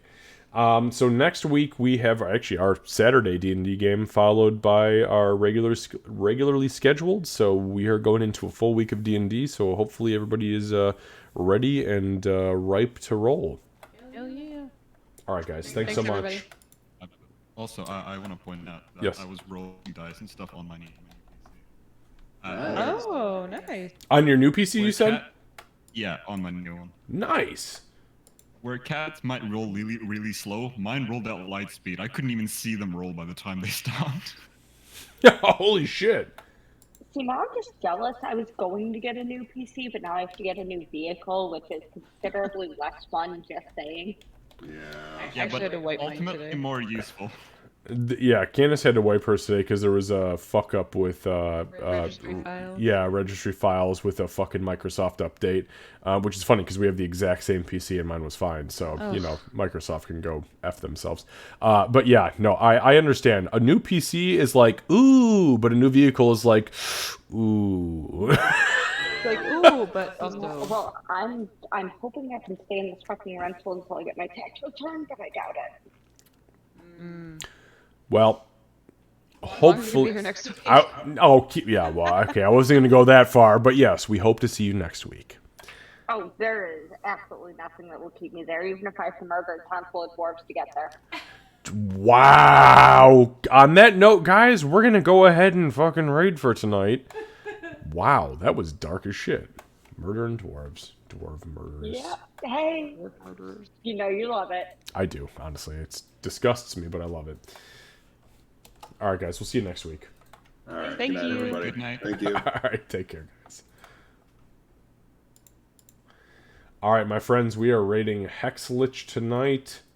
Hex has been an awesome supporter of our stream, and yeah, we're gonna bring her some love. So here we go in 5, 4, 3, 2, 1, and I just want to say thank you very much for everybody who has been hanging out tonight and who's hung out this weekend and who supports this D&D stream, because honestly, we're having a lot of fun with it. I have a very good route as far as the overall plot is concerned for the remainder of the campaign. That is campaign 3 technically, or what I call my quote-unquote Sunday campaign.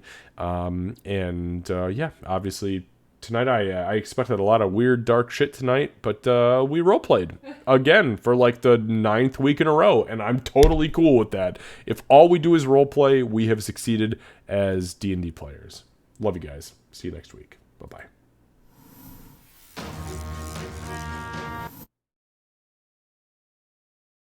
Blink 182, Happy New Year to you too, by the way. I saw your message.